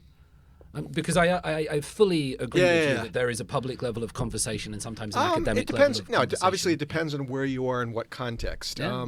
The little world that I live in, which is primarily historians of Korean science and technology, you can talk about all kinds of interesting ways in which Meiji forward Japanese and Korean scientists interacted in weird, interesting ways. And more importantly, my earlier mistake about Ilmon Dokbane notwithstanding, you can talk about a Japanese role or influence, and easier for what I work on.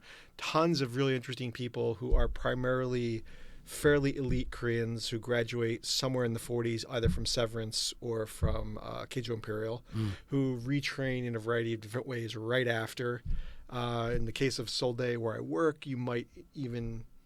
It's kind of weird what it means to graduate from Seoul Day in 47 or 48 because classes were kind of chaotic. But nonetheless, you could do that. Or if you're even luckier, it's until after the Korean War where you have some experience interacting with international doctors during the war.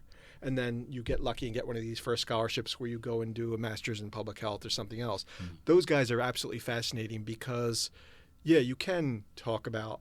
What did you learn here? What did you learn here? Not that there's any the best example I can give you, I'm going to blank on the name, but I was just talking about this with someone recently. The first time I got to interview one of these guys with this kind of career trajectory, and it was at Seoul Day Pyeongwon, the alumni hall, and I think he knew what he thought I wanted to hear, and probably he'd been asked this before.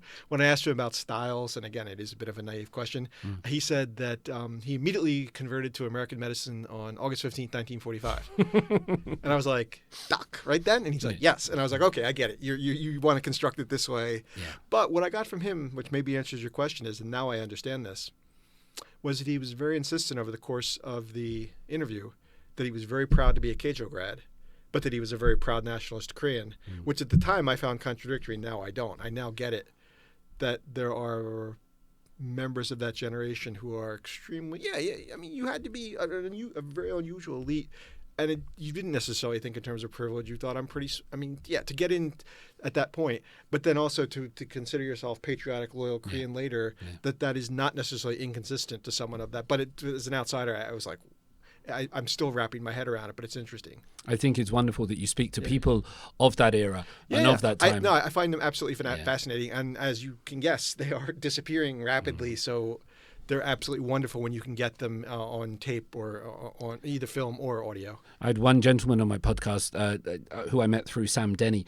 Kim Kyung-jin, if the name I haven't mistaken, grew up in Manchuria in the late 1930s. Was in Seoul during the Korean War. So this is what happened when he saw the liberation of Seoul. He asked his mum. He told me this story on the podcast. He asked his mum in Japanese as he saw the Taekuki being flown down the street. He asked his mum in Japanese, "What's that flag?"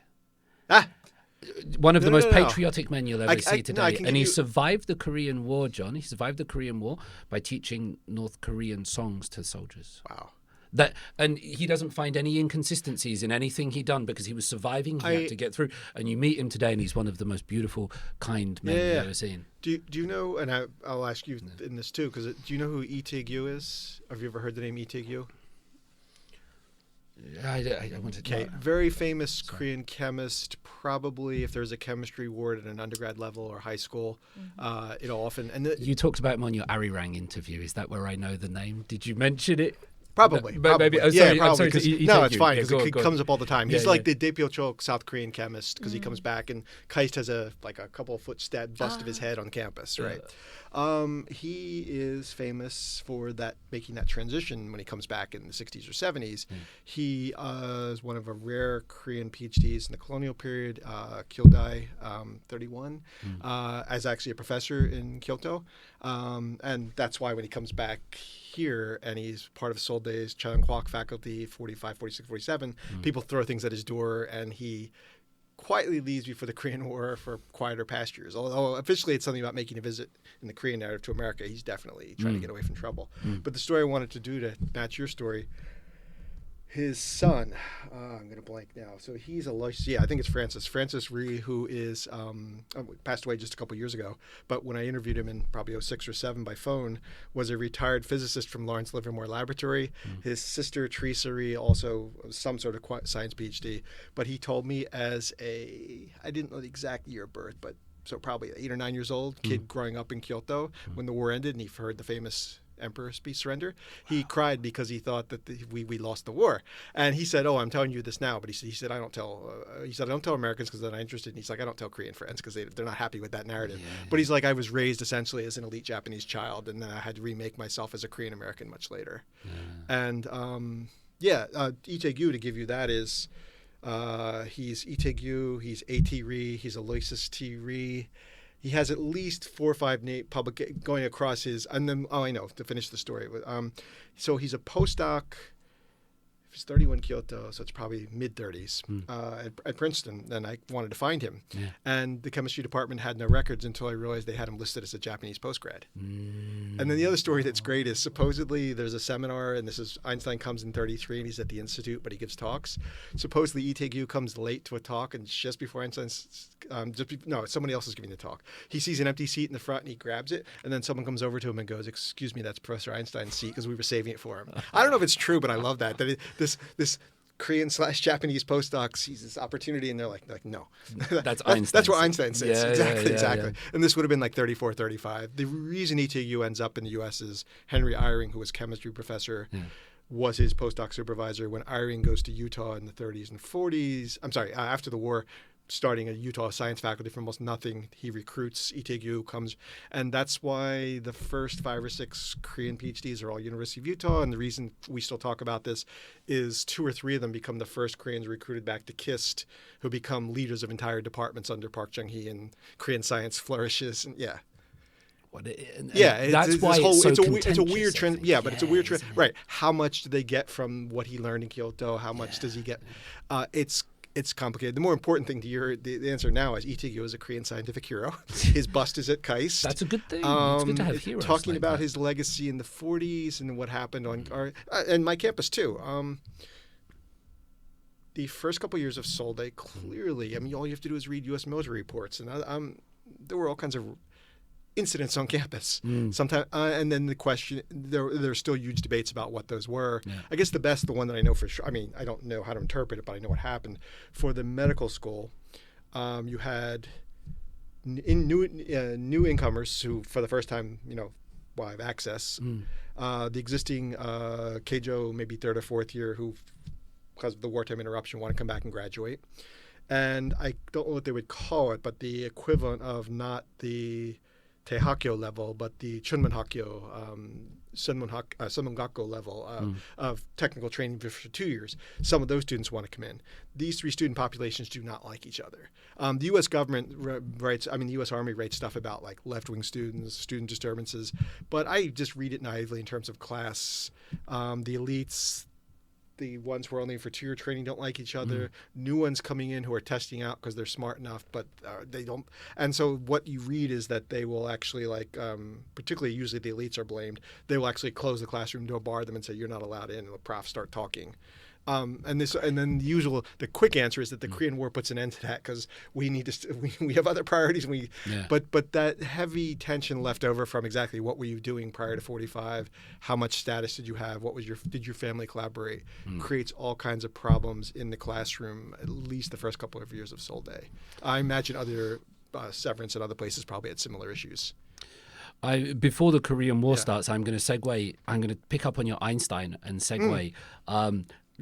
Probably very bluntly and not smoothly at all, but Korean independence was ultimately achieved through Japanese surrender when the Emperor's voices. So we're talking basically Haebang. Okay, I'm going to talk about Hiroshima and Nagasaki. Okay, oh, wow. Which the 2 droppings of bombs on Japanese, because young people in my classes will call this outrageous. They will have very international students, very anti-American views, American Empire, and we have the Oppenheimer film, which is the Christopher Nolan one, which came out, which I just got to see several times. And I plug the Korean translation was done by a friend of American Prometheus. So it's really funny when I saw the book in Korean. I was like, wow, and I'm like, wait a minute, I know that guy. Yeah, okay. Yeah.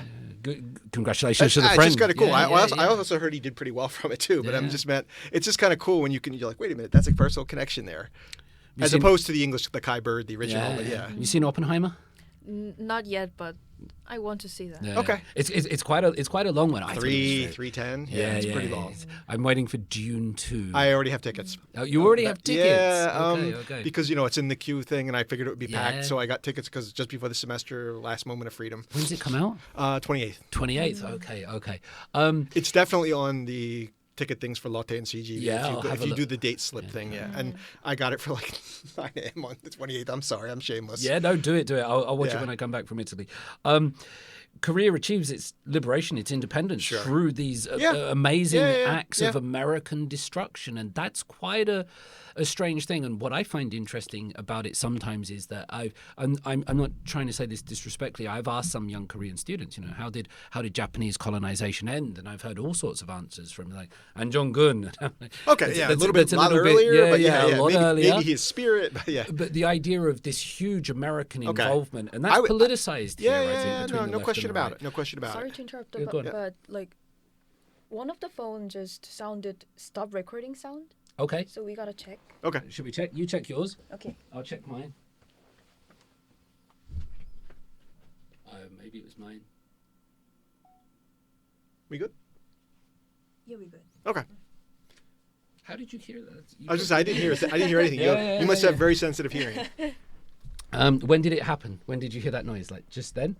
Like 3 seconds ago. Okay, so it wasn't like there's a big. Okay, perfect. Okay. Major American involvement. Yeah. Incredible acts of American violence on Japan, but which paradoxically give Korea their freedom. Okay. Do you want me to address just that particular point, or I want you to pick up on it how you feel is useful or necessary? Because one of the reasons I'm asking you all these questions, John, is I also have to go into class. Yeah, students I know. Ask me questions, and I'm just trying to learn different ways to frame these and expressions. And from a man as knowledgeable as you, it's no. But I'll be honest. I answer it in terms of science and technology. That is not surprising. Yeah. Go, please. Couple things. Yeah. One, and then I'll give the second one, which is more contemporary and actually directly answers your question about classroom. One, the narrative of the 6th and 9th Hiroshima and Nagasaki bombs being somewhat liberatory is long out there and is actually used as one of the justifications for the Korean nuclear program by people like, I don't know if he said it, but I mean, it's associated with people like Park Chol-che, who is head of the first the Kunik Wancheryok Yongoso, the Atomic Energy Research Institute. It's not that shocking that yes, nuclear energy is destructive, but it's also for a developing country incredibly important. And look, it was liberatory. So that's the one way I learned it. The context I wanted to say now that's more interesting, and again, it's always useful when you have an opportunity to promote other people's work in a good way. Derek Kramer, who's a recent graduate from Toronto who just took a job at Sheffield and will be joining that group. Almost as we speak, because whatever the UK calendar is, I know he's there now. His dissertation at Toronto was exactly 45 to the early 60s, the two Koreas, and how the nuclear narrative discursively was sold in both. So he could probably give much more detailed answers, but the piece that he just published, one of the first ones in Journal of Asian Studies, was exactly about trying to show. Actually, it's kind of interesting. I'd never thought about this. He brought in, for the Korean perspective, he found a not that well-known Zainichi Korean text from Japan, also, not surprisingly, heavily critical of the bomb and somewhat more in the Hiroshima traditional narrative of suffering. So I guess his answering would be to recognize that it's more complicated and try to bring in more of those voices. I'm sympathetic to that. Historically, we often have to confront things that we don't like. I don't know that I would call it the representative voice, or it's certainly not the single voice, but definitely the version I learned from at least the Korean scientists is that the liberatory narrative was not necessarily seen as a bad thing, and that's there. And as I said, it's definitely used to justify the early Korean nuclear program, which is 55 or 56 is the groundbreaking. They're famous pictures of it, and 59 is the first experimental reactor, which I think is much. I mean, Koreans know from Park Chung-hee in the late 70s, but Lee Sung-man initiates this stuff. Oh yeah, just a way of like building the iconography around it. So it's the Atoms for Peace program, obviously with the U.S. again, but what I like is when they do the groundbreaking, the famous picture is the circle, and in the center is Cheongsongdae, the Korean astronomical tower, and it's, I guess, some attempt to say several thousand or several hundred years of Korean science. So it's not any break in. And I like the fact that, and because you show it to like students even now, and they're like, "What is that thing?" And you're like, "Stone Tower." The Schiller. But so yeah, they definitely tried to show some sort of continuity. And to what we said earlier, I don't think they necessarily saw it as, yes, this is the peaceful atom, but I don't think it's necessarily a problem that we benefited from that just less than 2 decades earlier. So it's interesting that you would look at that as a way of Korea trying to justify its own nuclear development. Absolutely. It brings liberation. It brings that. And certainly with freedom. the much more obviously controversial issues with civil society and Korean nuclear power now, it's just to remember the fact that, I like pointing out always that it's technically Lee Sung-man, that it really does precede Park Chung-hee in a lot of ways. And also, too, that most of that first generation of Korean guys, this is, again, so the complications, so not answering, just making things muddy again, which historians like to do. Park Chul-che is Japanese trained. I'd have to look at who, the Kyoto is a major center. Lee Tae-gyu is Kyoto. Park Chul-che is Kyoto. And famously, and sorry, this is not a trope to you guys, but it is to, I'll explain it in a second. What is his name? Lee Sung-gi, who is the famous North Korean chemist. And the reason people like to talk about this is a famous article called Two Chemists in Two Koreas, the one who went north, Lee Sung-gi, and the one who went to America and then came back to Korea, Lee Tae-gyu. And it is not that hard to find pictures of them in the late 20s, hanging out together as grad students. And then for my university, you can look at the Chaeyoung-kwak faculty from 46, 47. There are pictures in the Seoul Day, Shimyeonsa, Ishimyeonsa volumes. And literally you can go, that guy went to Kyoto, that guy went back to the U.S., that guy went to North Korea, that guy didn't.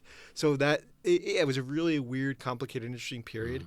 And then I guess for the guys who go north, it probably Lee Sung-gi, it's more obvious because there's lots of documentation on him. He wasn't really happy here. With Mi Gun-jung and after, he didn't really like what was going on. He got recruited. But the reason I mention this is the trope in all the old books is they were captured, or they were. It's usually captured during the Korean War because that was supposedly a way of protecting the families when a lot of them went voluntarily. Kim Il-sung was building a version of state science that appealed to a certain. Artists went over, and probably of the people who had graduate training, Kim Gun-bae, who's an expert at Cheongbokdae, has said something like certainly more than 50% of the scientists go north. It's just not something that you could talk about until recently. That's where all the factories, or the development in industry was there. That's where Japan had built and all the stuff that's on the north coast, which would be Hamhung, and then the North Koreans rebuilt all the again the role of Japanese science in North Korea, which they also don't like to talk about. But and for stuff besides the industrial facilities. Not the contemporary North Korean nuclear program, but in theory, the earliest North Korean nuclear program probably goes back to that first generation of Koreans who settled there in the 40s and 50s. I'm going to ask you something. Sorry, long way of what would seem more controversial liberatory narrative is certainly there in the text, and you can begin to play with it. But that is the people speaking at the time, and you can play with it. In fact, to honestly, really interesting for students. Maybe find what one of the scientists was saying laid alongside this new Derek Kramer article and say, look, these are very contrasting voices. Which Korea is speaking here? Do we necessarily have to resolve this do we need a homogenous voice here? Or can we have this dispute as leaving it open? I think you find the more you study that there are very few homogenous voices. Precisely. And then the muddiness. And as you important. know, the question is really, were we talking about contemporary Korean nuclear power and what should Korea do, which is a whole other conversation. Before we move on to this next thing, Yoon-seo, any questions or ideas about colonization, nuclear bombs, and Korean Japanese, or do you want to just leave? Sorry, can I tack on? Do you know the book? I apologize, I always forget the Korean title, so I have to ask this. But it's in English. It's like The Rose of Sharon Has Blossomed. It was a famous novel in the 90s that sold millions of copies. I think I just heard of the title. Perfect. Sorry. I know the book you're talking about. Go on. Yeah. Did you have anything? Maybe, in the last episode, we talked about like history conceived by each other countries may be different. So, and I thought that history is a storytelling thing, which is like if the person who is in charge of connecting the dots and write the history has a certain point of view, then the point of view might be melted into that history. So I wanted to ask you about Japanese comfort women and dokdo problems might be very different from like Japan and Korea's textbooks, right? So do you think that Asia, like especially China, Japan, and Korea, can agree on the like same history or something like that? I don't. No, if you, and I'll qualify it. I don't see that ever happening. If you mean by like they'll come to complete agreement, I could see them coming to resolutions on certain issues where they say, okay, we have this difference, but this is not so significant that we can't talk about it. But on certain major things that involve lots of legal implications and again potentially money, if I can throw in one quick example, when we talked about labor earlier to this, I think there are many reasons, but the main reason I can see Japan never agreeing to compensate for Korean labor is when they do the 65 normalization and Japan provides however much money in developmental loans that Park Chung-hee uses for all kinds of wonderful projects that now help South Korea. The claim was that it was for the Korean Peninsula, all Korea. The North Koreans do not agree with that. And I imagine the North Koreans are still asking for what is our 21st century settlement equivalent to 1965, potentially involving billions of dollars, but the Japanese are never going to say like, we agree that we did this, and by the way, here's a big chunk of our economy. I mean, that's just one example. I'm sure there are comparable legal cases pending with China and biowarfare. Again, legal implications with labor policies. So like, agree that we had these traumatic experiences, yes. That we could even talk a little bit about how we see them differently, yes. Money and people getting actually legally held as culpable for certain things, I think that's going to be a much more challenging one. Yeah.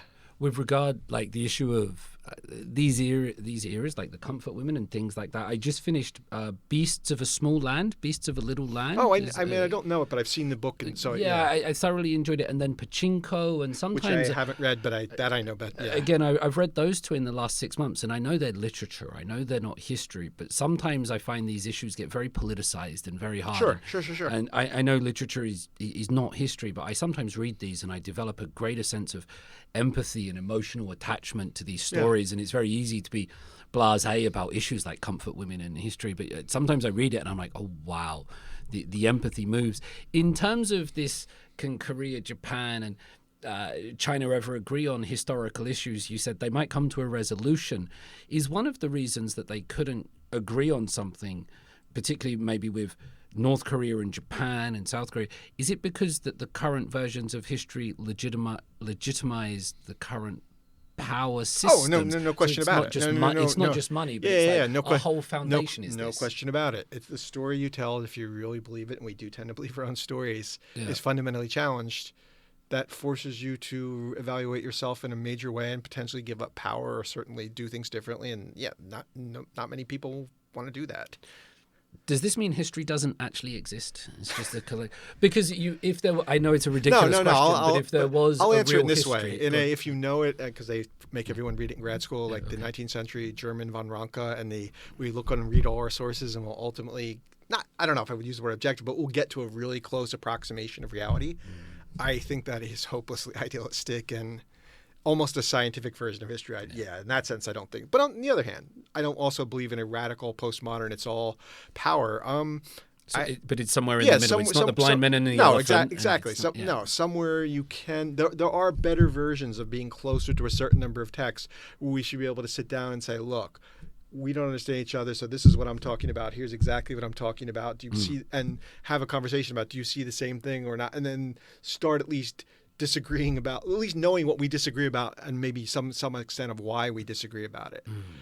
In that sense. And I wanted to throw out one other title, to complicate the Northeast Asia, but just again to promote something, because it is available both in English and Korean. If either of you read Grace Cho's Tastes Like War? No. Okay, just to mention it, and I want to say it is the Korean title, something like Cheongchang Mat. she's a sociologist at one of the Cooney schools, but it's been getting a lot of press in Asian American literature because it's about growing up as a Korean American in the U.S., the racism she encountered, and obviously the Tastes Like War is a reference to her mom's food and stuff like that. It's also a little bit controversial because, and this is but in an interesting way, because her mom eventually goes into dementia, and her mom's experience as a Korean migrating, she's very big on almost saying that, like, I don't know if she says the American experience caused it, but it's definitely, there's an implication about the parents, and some part of the experience definitely is not healthy for the mother. But that's exactly why it's really interesting in terms of almost, so I mean, adding even the Asian American experience. The book has gotten a ton of publicity. I taught it to grad students at least because they could handle some of the, wait, what was the other thing besides the mother that I wanted to bring up? Okay, in any case, the idea that Tastes Like War, that trauma actually has psychological and perhaps even physical manifestations that also then add to the layering of how do different individuals experience it. Cho is clearly saying very strongly that trauma can actually have real physical and mental manifestations, and that's where I have to admit, when I read it the first time, I was like, psychological, I don't know about physical, but she really wants to push that narrative. Yeah, but perhaps the way we're raised, everything inside us affects how we see the world, how we react. I know to what events. I wanted to bring up. The other reason it's controversial, but it's exactly interesting to this, is her brother and the family has specifically come out very strongly, despite the book-winning major awards in the U.S., as saying, not that it's wrong, but we as a family want to be private, and we do not agree with our... And so, like, when I first read it, I had posted it on Goodreads, so I probably read the English first. I skimmed through some of the Korean. I got this immediate feedback in my little inbox from the brother saying something like, so he must get a tick something when posts go up, and he was like, we do not agree with this account. It should have never been publicized. That's basically saying this is our mother's private issue. Yes, she has dementia, but we never should have. This should not be it. This should not be published. Wow. So I mean, the family dispute itself as, I know what's going in my book basket. I need to read this. Yeah, I said the Korean translation is done by a colleague who's a friend at Toronto, and that's why she did it really quickly, because the book won. I don't know, but I want to say it didn't win, but it was nominated for either the National Book Award or one of the major. Although now I perhaps think I shouldn't read it, because based on what now I'm caught. I'll say it's this. Muddy. Easy way to come back to your question. I read it saying, I have and I have to reread it probably 2 or 3 times. I read it the first time coming away with, I totally get and understand her. I mean, what she's trying to convey about her experience. As a historian, I have major problems with some of the things she says, but that's exactly what made it interesting. And it clearly is an academic sociologist saying this is memoir / sociology by experience. So I don't think she's trying. No, she's definitely not. I'm not in her target audience. Yeah. She's trying to target ethnic studies / sociology, and does a wonderful job. And that's exactly why I used it with history grad students at a class on memory and reconciliation and trauma to talk. And I think we came away with some of those. Yeah, like, you don't necessarily have to be historically accurate to. In any case, there were definitely certain points where I felt the usual, the historian's questions, dates, names, places, a little more specificity here. But the sheer wonderful, the experience she conveys is wonderful. Yeah. And sometimes that's the most important thing, especially when we're far removed and we don't experience things directly. Yeah. We need other people's experiences more than we need dates and names and numbers. As a historian, you're bringing up Pachinko is wonderful, and maybe that's why I've held off. I've dipped into it. I really have the Apple TV series on my queue. I just haven't, because I know I'll enjoy it. I know I'll like it, but I know it'll also at certain points have things where I'll just be irritated because of professionalization and the instinct to be like, yes, but.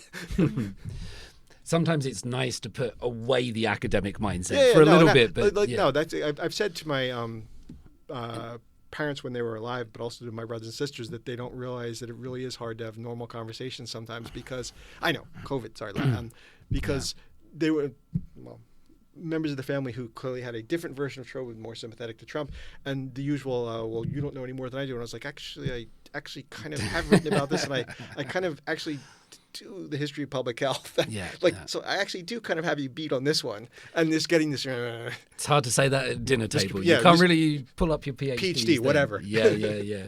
I'm going to keep going here this is good. with you, John. Yeah, please. Charles Bonesteel and Dean Rusk. As far Names as which I you understand, rarely hear except in that one context. Yes, Go ahead. exactly. Well, Yep. I'm sure many know this story, but some Yeah. will not. They get a copy of National Geographic magazine. Okay, I didn't know the text, but yeah. They've not been to Korea, but nevertheless they've been tasked with dividing the land. Sometime tonight, please draw up a line. Draw up the line, and so they open it up. They get a ruler, and they decide that America should have Seoul as the capital. Precisely. And they'll It's in give the the southern zone, industry. yeah, They'll yep. give the industry to the north, and they draw a line across it. And for all intents and purposes, that line is still It's the performative. line. It's performative. I mean, they don't realize that it's supposed to be temporary, but yes, Yeah. the gesture has long-term implications, which we are still living with. So we have the American. By the way, I think America has done fabulous things for this country over the years, and it helped it. It's done some Both bad things positive as and well. negatives, Yes, yes. Yeah, exactly. I just want to make sure that I'm not going to come off as some card-waving tanky. But nevertheless, we talked about the 1905 agreement, Sure. and now we have the division of Sure. the Korean Peninsula. Sure.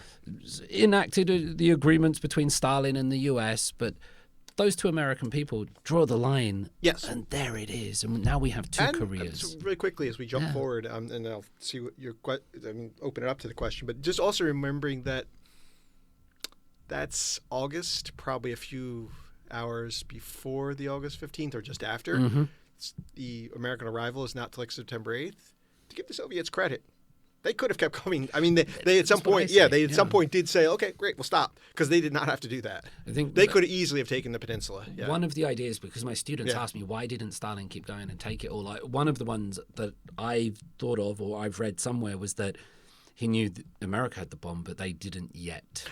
There are mixed. I was going to say, what you hear about is again coming out of the Oppenheimer context, is that is it Potsdam is the last one when Roosevelt is still ill, but there anyway. No, or maybe it's when Potsdam, because it Yalta, appears in the yeah. movie too when Truman supposedly, or at least they refer to it, when Truman supposedly slips to Stalin that they're working on something is supposedly when the Russians already have spies and they're kind of like, and in the meeting they're like, okay, great, but in the private they're like, yeah, we know, and you didn't tell us, but we know. No. So I mean, on that level, they couldn't have seen the demonstration yet, which is also now people argue that it was directed at the Russians. But yeah, on that level, there's a lot of documentation, at least, that shows that he probably had some information about what was going on. Sorry, what was the question to go beyond that in terms of the line is drawn? The line is drawn. How much is the American role, or? Yeah, I'm always curious about the American role on this because it's easy to paint it as the savior and it's easy to paint it as demonic. Demonic is the wrong word, but as a nefarious actor based on empire and self-interest with little understanding of Korea. But what I find interesting is you seem to have a much more nuanced view, as you would expect from a historian. The American role in dividing the peninsula and then how it's adopted this southern side. And it's one of the very few countries in the world now that does not recognize North Korea. I mean, Britain has an embassy for all up kinds there. of rhetorical and official Germany, reasons. you know, the rest of the world is like, generally we don't like North Korea and what they do, but we recognize them and we accept them diplomatically. And to be fair, and you've probably done this too, I've interacted with North Koreans in other contexts where after reminding myself, oh yeah, this is not the U.S., it's okay. You're allowed to talk to North Koreans when you run into them in Southeast Asia, the UK occasionally, and other places. No, I'm just trying to think of how to answer. In creating two Korea, the U.S. role. I'll say this: it wasn't really the precedent, because the press. I mean, like more when Vietnam comes, that it's already a precedent. But at least to be fair, I mean, and recognizing that it's not either or. It is both problematic but also understandable. They meant it to be provisional. There are the famous 4 occupations, of only which 2 ever get talked about. Obviously, Germany, Japan, but also Austria and Korea. Austria's denazification, it doesn't get much of attention because it's not like Korea, and they're still following up on it. But then recognizing this said that other Cold War sites do have the contentious politics which continue Vietnam and a few years later after 1954, East and West Germany for a long time. So yeah, not wanting to give credit to America, but just recognizing that this was a common, let's do this temporarily kind of thing. Then we'll get to all the screw-ups in a moment. No, the other thing, I don't know if it's exactly the same time, but I remember being introduced to it in a grad class, and it does appear to be legitimate, that the Russians did make a request for parallel, well, if we're going to do that with Korea, how about Hokkaido? and because they already got the Kurils, and that's still an issue with the Russians and the Japanese, and apparently the Americans being like, no, because I remember the prof saying there could have been a North Japan. But so the things were more contingent, on the table, flexible, and that we couldn't, not that it's worked out beautifully in Germany, but that it did eventually. And that was, Koreans were really interested in that in the 90s. So that's all the more trying to get the thinking. The negative, the Americans knew nothing about what was going on the ground. They had very few Korean language speakers.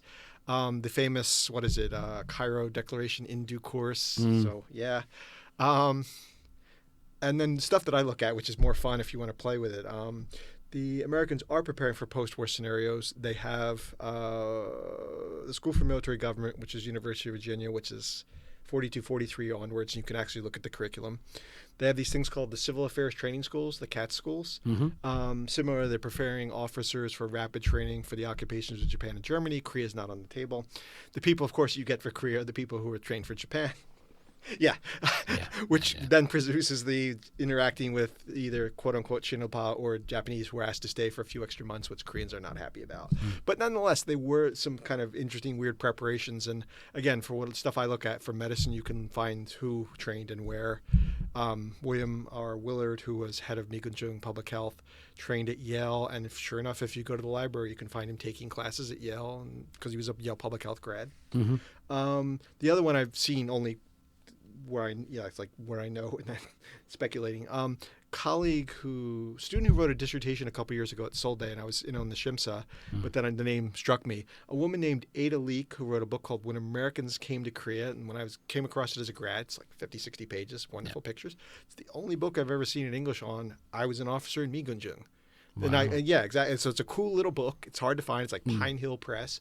But she was a Stanford grad, trained for Japan. And as the student pointed out, which I didn't know, she was in charge of censorship in newspapers in Korea, like in 46, 47. And it's really cool again. So honestly, I mean, the answer, this is better. Willard, Yale, Leek, Stanford. They were making it up on the fly. I mean, not to absolve them in any way, but Leek especially was kind of like, so I'm in Korea and I'm supposed to, I imagine she had interpreters telling her and helping her out. She probably had a little bit of Japanese language and tried to do the best job that she could. I've never seen anyone historically go after her. People do go after Willard occasionally because he's the head of Migunjung, and some of the public health policies, they said, are strong echoes of Japanese precedent. But you would not that you want to be like other colonial empires. You would think that the U.S. could have talked to a few of the people who had been in the Philippines. And the other famous thing they do is they go to lots of missionaries. So I think it's, I forget which of the Horace Underwoods it is, but one of the Underwood family is brought back up high in what becomes the Ministry of Education, precisely because of all the lengthy service with not then Yonsei, then I guess Chosun Christian College or Yonhee College. So there is some tapping of experience, but you would have think they would have done more of talking to the people who had been here for lengthy times. And one other name which I can't resist because he's no longer with us on the planet, but he's Samuel Moffat, the Moffat family that does Songshil Day. And again, I forget which, because there may be more than one Samuel, but Samuel Moffat, who was then retired and hanging out near Princeton, near the Princeton Theological Seminary. Oh my God, wonderful man who let me interview him for like 2 hours when I was mid-grad school. But he left, I don't know if he was 34 with the Shinto Shrine controversy or 41 because of obviously what's coming, but he had this teenage memory of living in Pyongyang in the 30s that was like dead on, where he could tell you where this was. Yeah, I know. He also is funny. He's like, yeah, they still invite me back, but I don't go because the family was seen as having a legacy. So but capturing that stuff, which is why reading Don Clark's Living Dangerously fascinated me. Just recognizing too that there's a whole generation of both Koreans and others who have a very different world. So I'm not answering the question. Long go back. Historian. It's really complicated. Yeah. And I guess, no, I know where I'd like to do with it as a historian. I'd like to see more Americans have this taught as part of the university or even high school curriculum, or at least what I because the usual historian wants to revise or recorrect. I learned, obviously, Korean War only, and largely a positive salvation narrative, and I'd like to see that complicated. And also, I'm surprised professionally, and you can tell me if you have a counterexample, regardless of whether you agree or disagree with it, most people know Cummings' Origins, Volume 1 and 2, which is still largely, from my perspective, about the war, even though he has Migunjung. I'm still waiting for a 500-page book on just August 45 through September 48, and as far as I know, it doesn't exist. I knew nothing about Migunjung coming into grad, so that's where, along with my undergrad interest in Japanese friends around me, coming here for English language and being like, wow, embassy, barbed wire, why? It was first coming across Migunjung and realizing, wait a minute, there was this entire occupation that I was never... The John Dower, Embracing Defeat, the master book on 45 through 52 for Japan, I don't see in Korean language or in English or in any other language an equivalent of, here's the complicated book about these 3 years that basically locked the two Koreas into this complicated history. Yeah, I'd love to see some young, ambitious person, not me, write that dissertation in that book. I still think there's a ton of material there. You'll know the photo, but one of the narratives, or the way I play it out in some of my lectures, is I show the we've done through the Japanese occupation, the colonization, the dropping of the bombs, etc. And I say, and then the Japanese flag is finally lowered. You can hear the students getting excited, like Korea's going to get its freedom. And they go, then the American flag is raised. And then it's not. No, I'm saying it's not that wrong. And the one I do is, I don't know the picture exactly. I think it's Seoul, but there's a picture of a Haebang governor building. Yeah, there's a picture of the governor's general. Right. But there's a picture of the Haebang celebrations, which is exactly August 15th, and they're all like, that's the one. And I show that one, and then I'm like, well, that lasted about a couple hours. No, and then like a couple months later, things got really complicated when the U.S. and the Soviets decided that they were going to have a temporary commission to discuss these things. It's so unfortunate sometimes, I think, how Korea has been victim of all of these great power politics. Geographically and temporally, it's situated in some really complicated...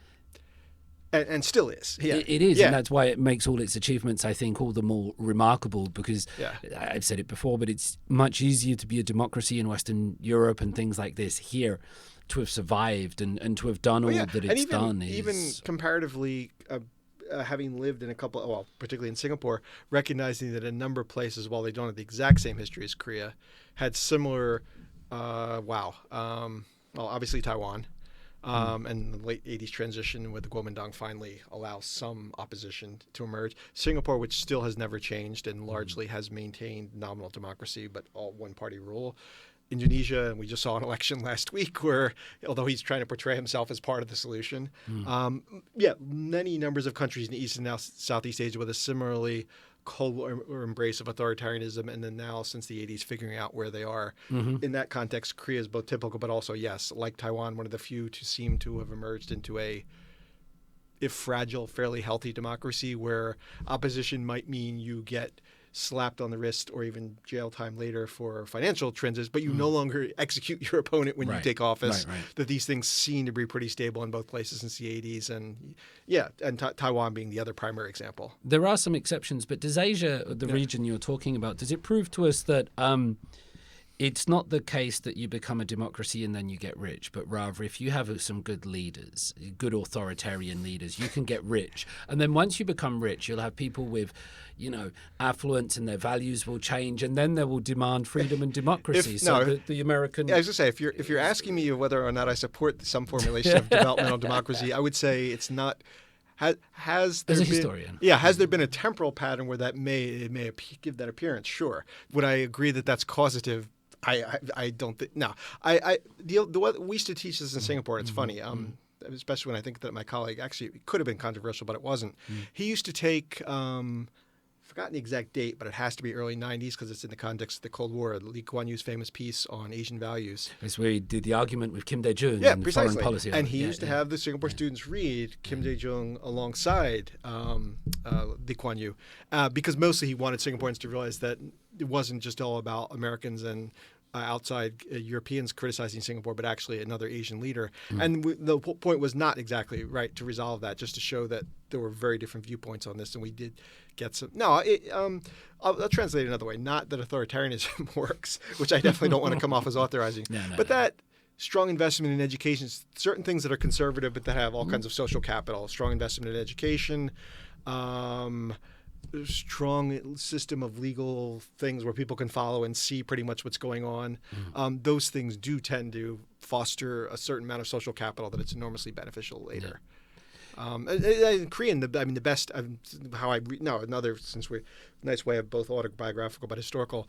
Getting the purely interested, the Korean Kyoryokyo, the education fever. I remember YBM, 96 when I first started teaching in January, 6:40 a.m. till 8:10 a.m. morning classes. And I used to tell my Singapore students, yeah, you know what it's like because you're doing the split. Yeah. You show up to class. I don't know how you feel as a student about this. And I was like, they'll never show up. And except for one or two people coming late every morning, I had 3 or 4 Ajashi who were chaebol guys, and core, that was the hardcore college student class. And I was like, showing up, let them eat during class a little bit, show up and then they go off to university. And that just blew my mind. And then again, that's why I got interested in history, and I now know what that's about. It's like, and these also, I was meeting some non-elite, but I was meeting lots of Sky students too if they were coming to YBM. Yeah. But those classes were really, really interesting. Just like, I had the wow, same what the thing, hell are you guys, what are you guys doing showing up at 6:40 in the morning? 6:40. We got 6:45. Okay. It was bad enough that I had to show up. Yeah. So I remember getting up at 5:30. Yeah. They would be there. They would be well dressed. They would be there and they'd be well Some dressed. of them would be hungover. Of course. I like the Ajoshis that would come in and open the window because they knew they were going to fart a lot. Yeah. The other thing that was weird to that too is if you had a it's a Japanese word. The chaebol guys and students together, if you did like debates and things, sometimes they wouldn't because of the Korean hierarchy a little bit, but then you'd have to get to do this is a classroom, it's sort of it, and then you get some really interesting conversations where I realize now I wish I could go back and like tap into some of those 90s discourse. I think it was pre-IMF in this case. So I just remember my generic student end of semester thing being that every student wanted to graduate, start their own company. There was total optimism about the Korean economy, no wooden spoon, and IMF just took care of all of that. My students were all like, I'm going to graduate. I'm going to have my own company. I'll have an apartment. I'll have... Yeah, it's just so weird. I tell my students this now and they all go, yeah. I mean, I understand it's a lot tougher now and I readily appreciate that. But yeah, that's how I got interested historically in. So yeah, I'm sorry. The original point was the education and investment and things like that, as opposed to authoritarian, but recognizing that that's almost like more. I don't know, a familial model, not to be paternalistic, but that those things rather than authoritarianism. Yeah. This is going to be a huge jump on the way over here. Yunso was saying, it's not every day I get to meet a Seoul Day professor. And you were talking about students before the... Sorry, go ahead. That's just... No, let me explain I have a friend who is a former Seoul Day professor who is now at Hong Kong University. And he regularly likes, because I am the foreigner in Seoul Day, and particularly in Sakwa, he refers to me as the national historian. And I'm like, dude. But so I'm like it's sensitive, but it's funny. It's okay. What's I don't know if you can speak about this, but what's Seoul Day like in the classroom today? What are the students like? Oh, wow. Because you were talking about 1994 and everyone was optimistic. Sure. What's it like on the ground level? Just in my department, in my own experience, I think students are bright. I think they're well motivated. I'm presently surprised that they continue to show up in my classes. I mean, like after the first week or two, you're like, sure enough, they come back. They keep coming back. I think they are far less optimistic about job prospects, about the future. They're certainly more concerned about what are the things they talk about. They're obviously concerned about the Moon-Yoon transition. They're not, as Westerners seem to think, concerned about North Korea all that much, at least not verbally to me. They're definitely worried about the Korean gender divide. Young men and women seem to be more and more at odds with each other about what their roles will be. They're not concerned about, as the government seems to think, the fertility question itself, but more their own individual case about, again, family, gender, how are the two genders going to, or multiple genders going to fit together in a future society. Well, they're really interesting people, and I really like talking to them. It's just the funny trope. I mean, I'm bad with this, so I'll put it. If you know the bad drama from just a couple years ago, Sky Castle. Yes. Which was exactly. So I will occasionally, usually early in the semester, be like, week 2 at Seoul National University, a Sky University, and they all go, and I start laughing because I can tell they know that I'm trying to sell I'm like, wait, are you people not all future Seoul National University graduates and you're the elite, and you will rule the country and the world? And they're all like, yeah, no. So I mean, they seem to be much more grounded in a good way, and almost, to be honest, almost a little more. I sometimes tell them, you're 22 or 23. You shouldn't be like depressed. You shouldn't be depressed like a middle-aged man. I know what that's like. No, that they do occasionally strike me as a little bit too dark. But no, the really interesting last thing I wanted to say is the most interesting ones, the student body. I was also at Seoul Day as a, what did they call me? Kyowan Youngwon, 04 through 06, because they couldn't officially without me having done a 15-year PhD, they couldn't officially take me, and so I was like loosely affiliated, but I had KF money. That campus was sufficiently non-diverse that I remember occasionally being on campus 1 or 2 days a week because I was at Sogang and I would just come down for seminars. So you see another foreigner, you'd be like, who are you? What department are you at? Handful of people. Obviously, I don't know, but I'm guessing the percentages are more like 15, 20%. We definitely have Kokusakwa regularly, China, Europe, strong sinology places, so like France and Germany. Grad students all the time who are fully functioning in our department. 1 or 2 foreigners per department. So it's more diverse than I expected it. And the ones I really like, and other professors talked about this too, are particularly, because we don't get too many South America. And Africa we get, but that's more like science scholarship. You'll see kids who are getting the KGSP money. But in class, for me, it'll be like Central Asia. I get lots of people, obviously Kazakhstan, Uzbekistan, you know the history, but Kyrgyzstan. And so like people of like 4 or 5 languages. Ethnic Korean, they might have a little bit of Korean, but otherwise you can tell it's been learned. But like the most wonderful students, where they're so funny, they'll come to you after class and they're like, yeah, I'm struggling. I'm getting like an A- and I suck. And you're like, dude, you're going to graduate Seoul Day. You've got like 5 languages. You're doing okay. Yeah. Like you need a little help with your English writing, which is I think why you're here to talk to me. Fine, we can do that. But like look at the big picture. And and a lot of them really do they want to then either parlay it into a job in Europe with Korea or obviously stay. And just in terms of teaching, they're just like the most wonderfully motivated people.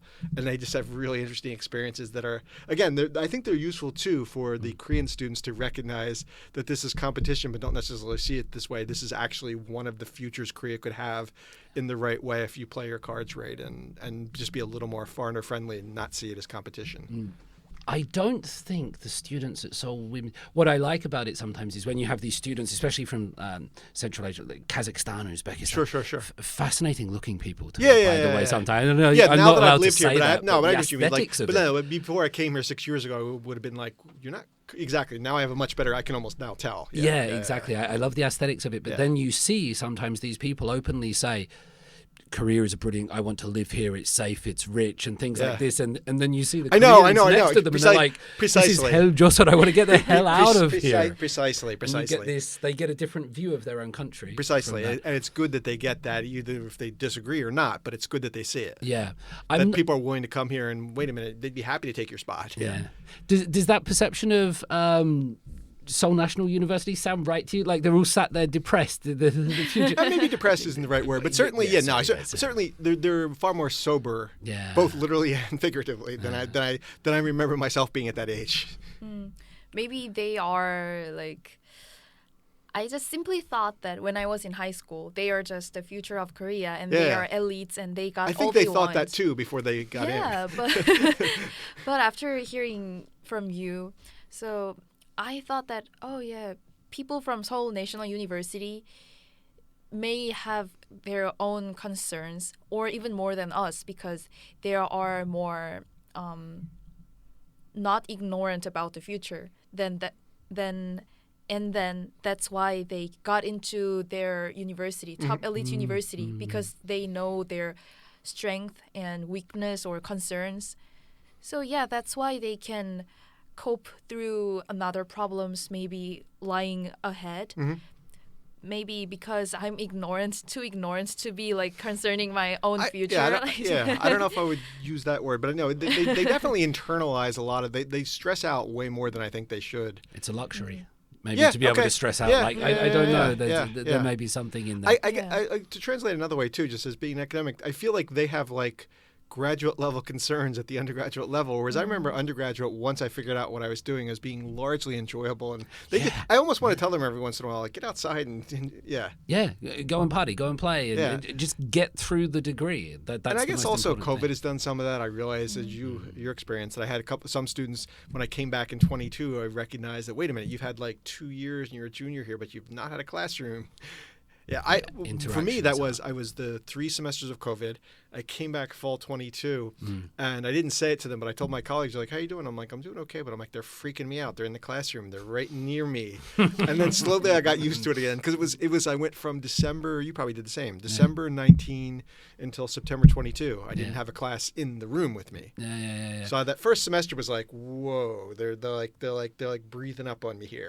Yeah. Because I had like 45 in a classroom that was like 60 spaces, so I had no empty room. They would come in late and right in front, and I was like, no, you can go away. It was my own coping with it too. Yeah. No, we all go through it. I was so happy to be back in the classroom. I am now too. But that first couple of weeks, I was like, whoa. Yeah. No, I was to the. I was like, please come here and see me. Okay. Let's go. I was definitely not. Yeah.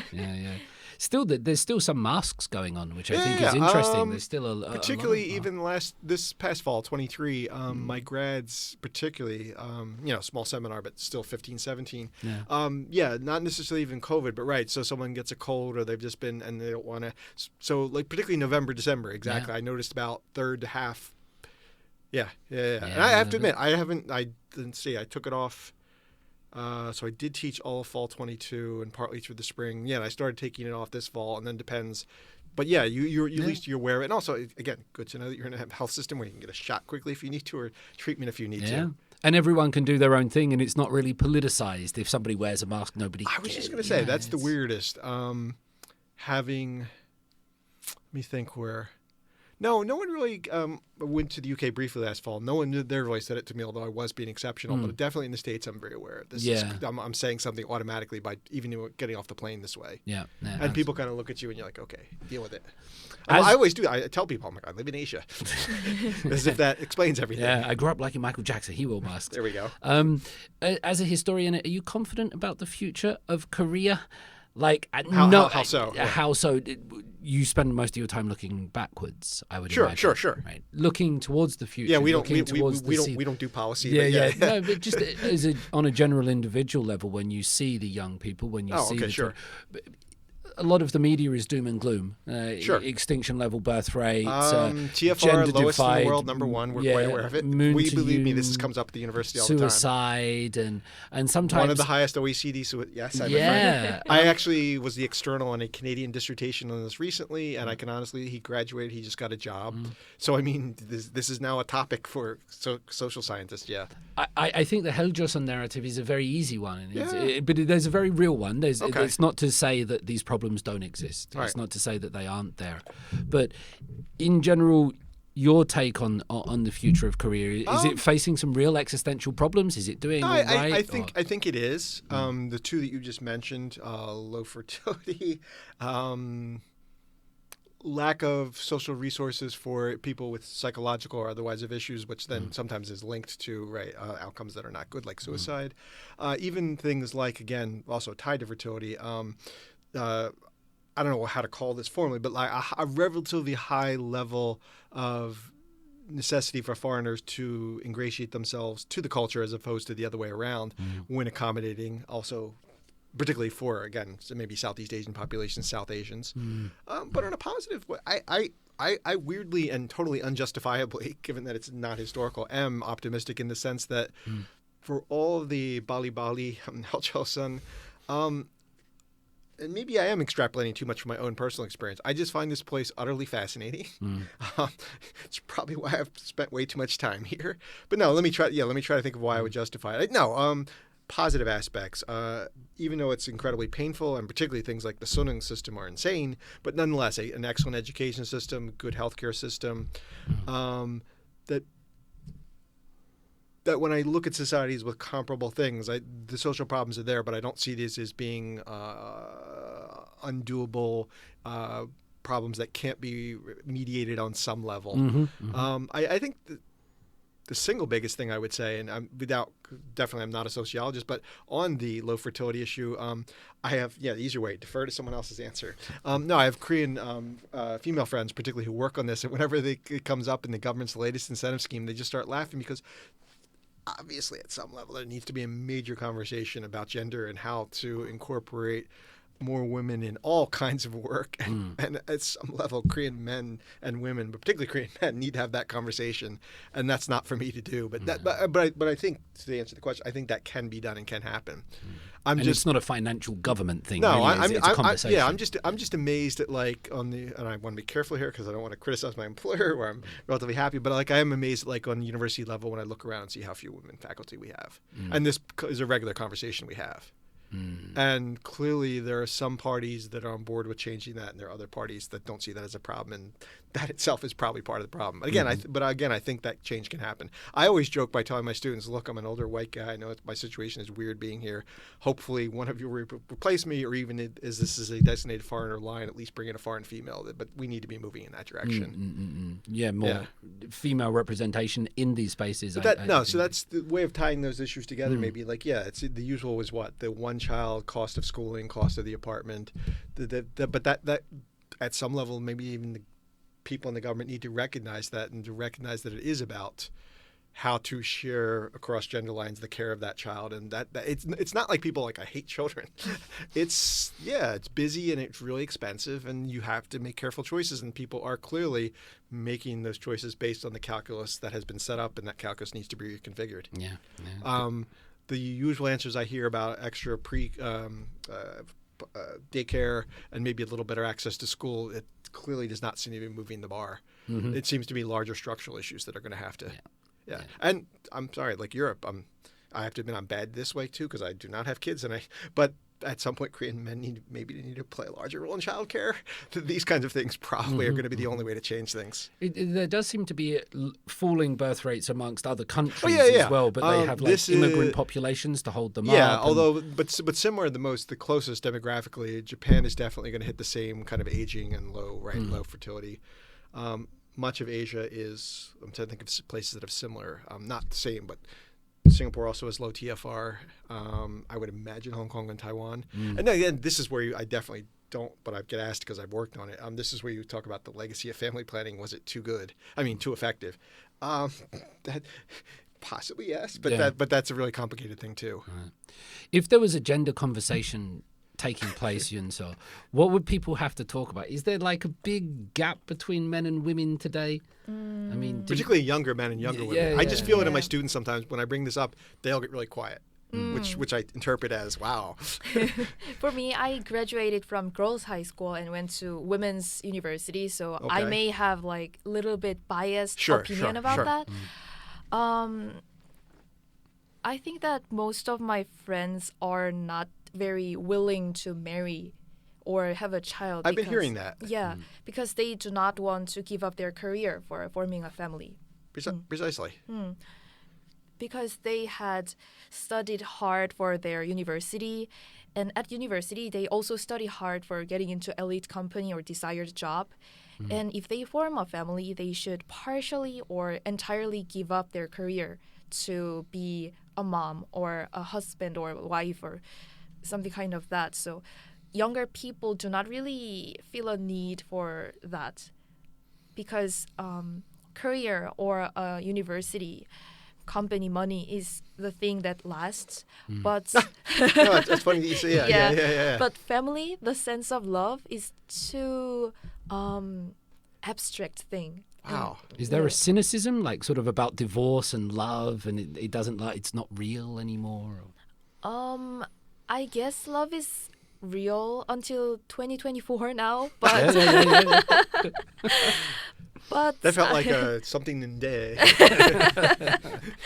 Yeah, but I think that more I guess I'm a materialistic person, and the society is getting more and more materialistic, so we value another things more, maybe. Yeah, and I've been hearing that Korean businesses are doing more and more adjustments to the single patron meal, single patron hotel visit, recognizing that more and more Koreans are. A friend who's Paul Chong at Harvard is actually writing a book on Korean families, and a big chunk of it is exactly how Korean society is dealing with these suddenly more and more higher and higher amounts of single populations, and recognizing that this is a demographic that is probably going to continue to grow and form a major constituent of society.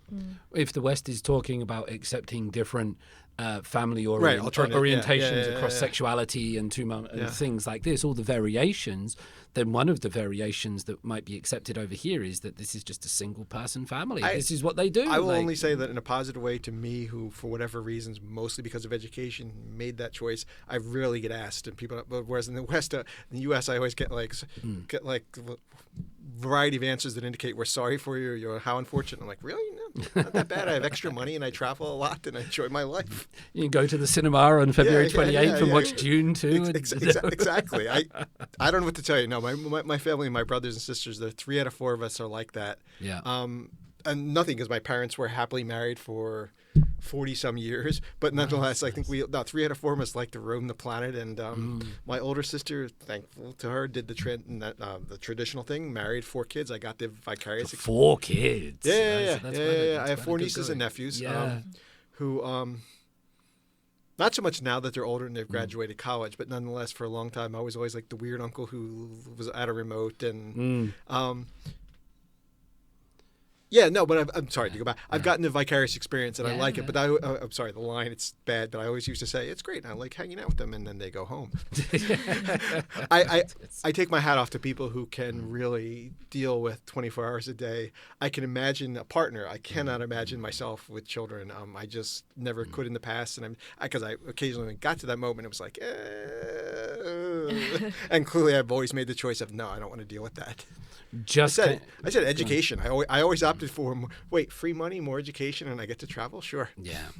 We just came back from Vietnam where there were 8 of us. My family, my sister-in-law's family. Okay, I was going to say hopefully not. We have 2 kids each, and the wonderful thing about it is sometimes you're hard on your own kids, but you're really nice to the other kids, and so they get the best of both worlds. Yeah. They still get spoiled, but they still get that. Children. John, just to close this up, I think just 2 questions before we run out. Sure. Book, movie, documentary recommendations for people. So it doesn't necessarily have to be Korea, but what do you want people to watch, read, or listen to?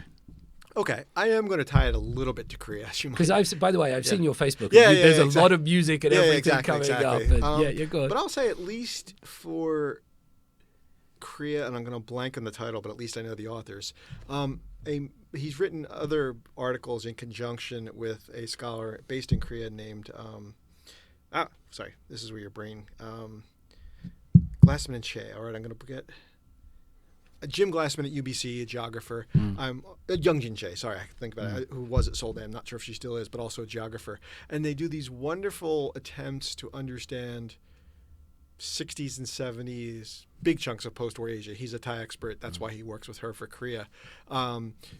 Asian economies in spatial terms. Where it's really interesting to me is, and why I recommend it, and that's why I said I apologize, I'm going to blank in the title, but I'll describe it.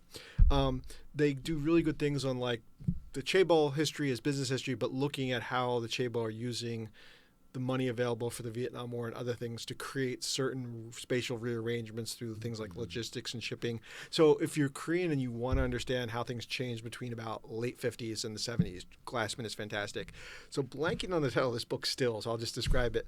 It's at least 600 pages, and it tries to do most of these Hong Kong, Taiwan, Singapore. It's not like this modern cities transformation in Asia or something like that. Yeah, but this is more...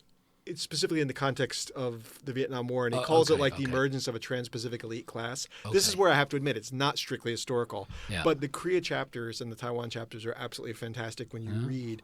And I have to admit I mind them for the footnotes in terms of what it gives you, and it's largely about the actual military participation. But then he actually spills over, so like you get really good mini histories of like Hyundai, Hanjin, and many of the other places that would have benefited from the subsidiary effects of participating in a war where there are huge amounts of subcontracting available.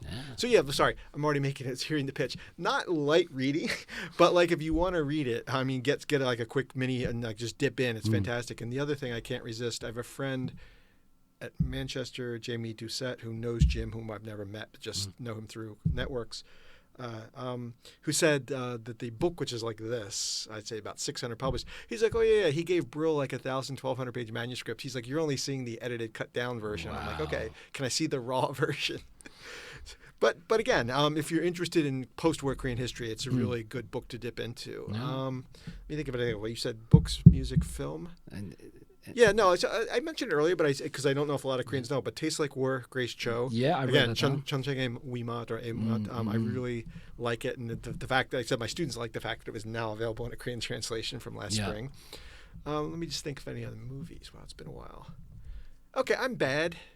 And this is old, but I have to admit, I came here and I liked the late 90s Korean films when the Korean film industry was just figuring out that they could be weird and a little bit independent. So I know lots of Koreans have seen it, but maybe younger Koreans haven't. And it's a terrible movie, but still one of my all-time favorite Korean movies, and especially for when I was listening and learning. Yeah. I went a blank. The English title, obviously, Attack on the Gas Station. The Korean title, Chuyoso Sagon or Sagon. Yeah, I love that movie. Okay.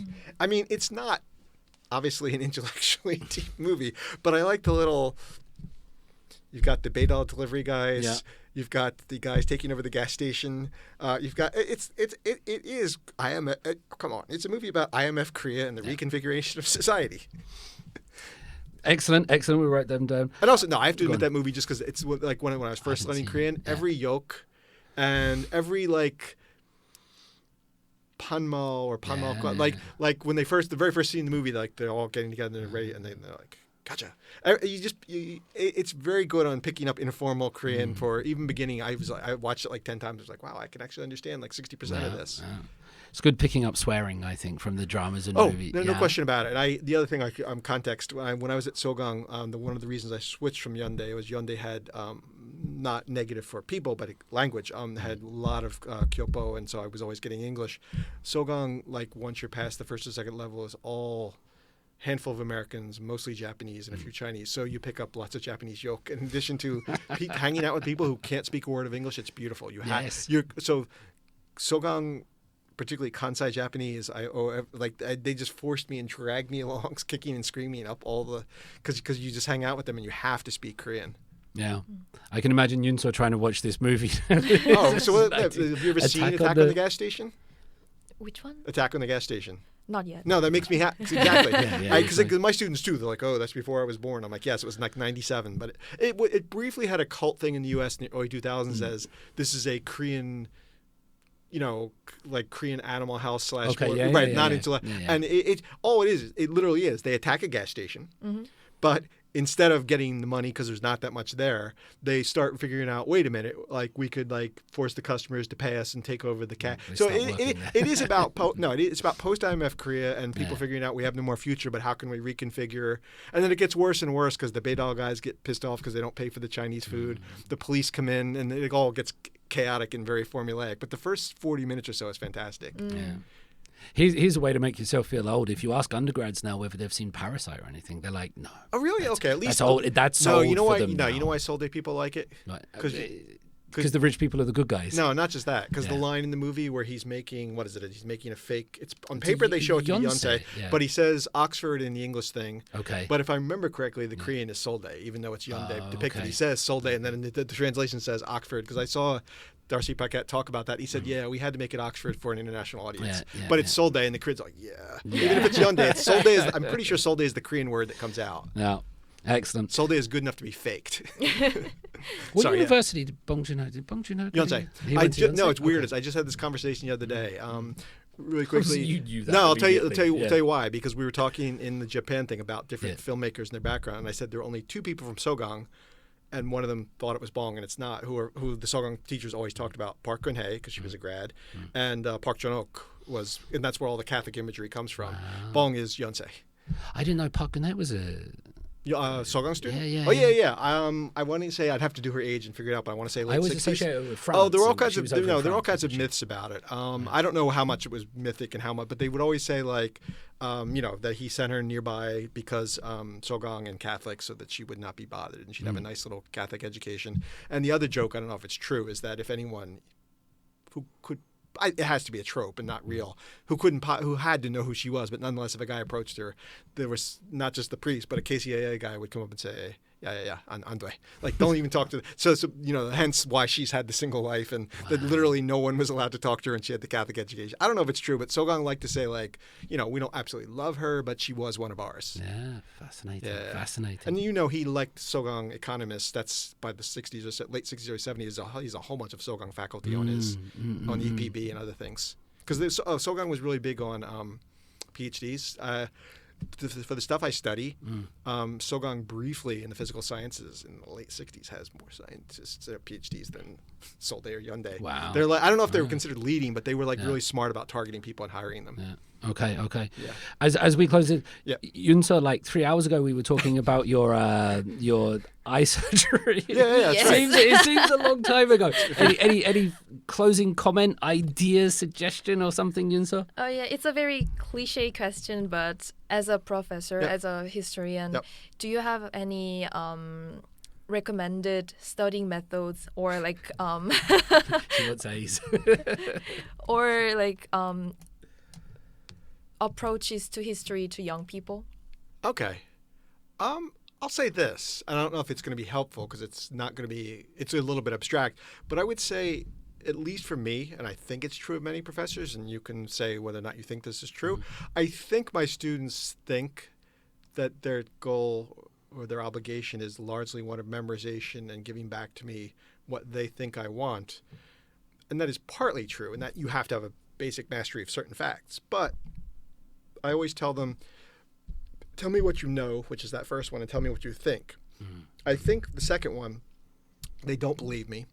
They think I'm trying to out them or lead them down into a trap. And I'm like, no. I honestly, because, this is a better way of answering it. What I've learned is that Seoul Day students can memorize, and I had the same experience in Singapore. If I don't encourage number two, what I get are 40 exams that are largely not that different, with the rare exception of someone who had a bad semester or someone who's super bright, and that it's really hard to grade them, to make it pragmatic on my end, and that it's when they tell me what they think, not that I'm grading them on evaluating, I don't like your thinking, but as I always tell them, and I think I've been pretty good on this, you can write an excellent essay where I totally disagree with you, but if you're fairly convincing, I'm still going to give you a high grade. I just don't think they necessarily believe me. But anyway, that's my short answer is tell me what you know, but also tell me what you think. And so to them, like, I imagine that I don't need to say much more about number one. I think Korean students are among the best in the world at doing this. It's having the confidence to articulate your views and recognize that you are allowed to say what you think and maybe even push back against something the professor said. But again, I know, and I know even students who listen to this might be like, yeah, right. But I would just say do it. I like the fact that I have some Seoul Day students who do it. And no, I've taught at two major Asian universities. It's been an issue in both places. Getting just really good, everything I taught them in notes. Oh, and then the other thing. This is a Singapore story, but a good way to wrap. This hasn't happened in Seoul, but in Singapore, where we had the weirdest of the British former colony with the Confucianism, big exam hall, all watched, no notes, unless you gave them like one index card. We had students in my first Korean survey class in 2009 who did study together, who did the heavy memorization thing, who cited the same text, the same passage, the same footnote, for text that we hadn't assigned, so they clearly looked at it.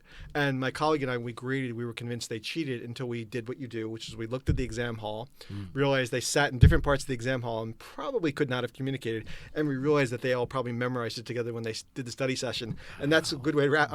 We even told them afterwards, we're like, great. It's great that you really did that. You differentiated yourself from the other 60 people in the class, but we thought the three of you cheated. like be that good, but also put some of that effort into your own views and thoughts, and that makes it even more interesting. It was, if we had not had that map, we would have had to accuse them of cheating or something, because we were like, what the, like this is too weird. And exactly, we figured out later that they had a study group. Yeah, like memorization is great, but it has its limitations. Its utility only takes you so far. I think, John, thank you for telling us what you know, and thank you for telling us what you think. I hope I did a little this second, but yeah, thank you. And this is fantastic. Thank you. Take a break, John. Okay. Relax. That was brilliant. That was fantastic. Yeah, thank you I really enjoyed that more than I thought. Yeah. Yeah. And actually, I'll be honest. When you said, I knew time had passed, but when you said earlier, like we're almost. So what time is it? 4 o'clock. It's 3 hours. Again, that did not feel like. Sorry, just stopping, just because in case there's more people coming in. But I'm saying that did not feel. Yeah, that Yeah, cool. that's the idea of it. I could just sit here and listen to you talk. I just like getting to know people, and I find that perfect. after an hour, people start being themselves. Do you Yeah, know? I know what you people mean. are I know quite what you mean. I don't know what, sheltered and but I formal. definitely was very self-conscious at the beginning. Yeah, exactly. Yeah, After a while, exactly. you just get into what you do is this. You're like, okay, I forget. can ramble about on this. I told my students really quickly. I can't believe they pay me to do what I do. That's what I tell you, isn't it? I say the same story. Because I I'm like, get paid money to have fun. because I'm like, look, if you didn't pay me to do this, I'd be out on the street accosting random people and just. Hey, do you know? Yeah. So like the fact that they pay me and they occasionally like let me to like, now I just starting from last fall.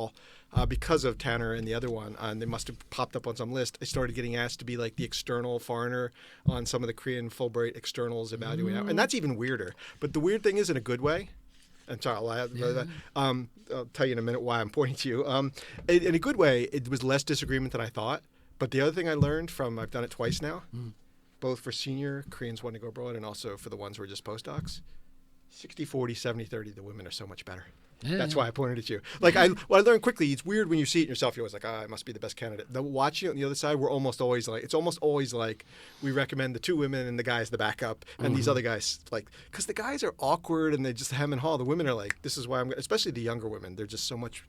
I'm really impressed. I don't know if they I don't know, and I suspect it's not the way they're awarded. They probably have to do it like 50-50. But the candidates always, and I told one of my female grad students at Seoul, she goes, we know this. She's like the Korean government just doesn't recognize it. I see it at Hanyang University. Obviously, Seoul Women's is different, Yeah. but I see it at Hanyang University too. And one of my students, she told me a really interesting thing. Now they have to do like AI job applications. They do it Right. She said that the women pass that at a higher rate than men. I They're can not believe quite it. sure why. I can believe it. But that's happening. Just in the Fulbright, it's 10 minutes, and the women right away make a strong impression. The guys, and I would do this too, are like, by the time 8 minutes are gone by, they've wasted. But they're even. I'm talking about the computer ones. Okay, So even when they have to do the computer before the in-person, women pass that at a higher rate as well. I buy it. I was thinking I was. It gonna just sit made me down. realize how lucky I am to have an academic job, and because I didn't get to see the other interviews, but yeah. The ratio of women guests I've had on this podcast in the first 74 episodes, I reckon I'm at about 60-40. Okay. Women, men. Yeah, which hasn't been intentional. I haven't Okay, gone out that's with what I some, wondered. No, I with some wondered- kind of I like wondered whether or not you're- gender bending objective, but I think it's what. No, and as I that was which has saying, been that's nice. Seoul Day. We're really extremely aware of. At least in my department, I think we're getting. Well, we did hire. I don't know the result, but I mean, I know it'll be one of three. I have a second female colleague coming, but in the 6 years I've been there, I've had one female colleague only, and in 6 or 8 job talks in between, I've seen with 3 candidates, I've seen like until this latest round, I've seen like one job talk. Wow. Someone is weeding them out in between, Yeah, consciously or that's- unconsciously. That's not good. No, when we've talked about this, when they bring it up, in fact, the big in-one-day meetings, people are like, really uncomfortable here. But it's like it's clearly at some level, mid-level admin, there's a whole core of guys who I'm going to be positive and not regard as you're consciously doing it, but at a certain level, they just can't see these women as their future colleagues. So, Let's keep positive for the future. yeah. Let's get Yeah. this Hajang because I'm not sure if we might have another. yeah.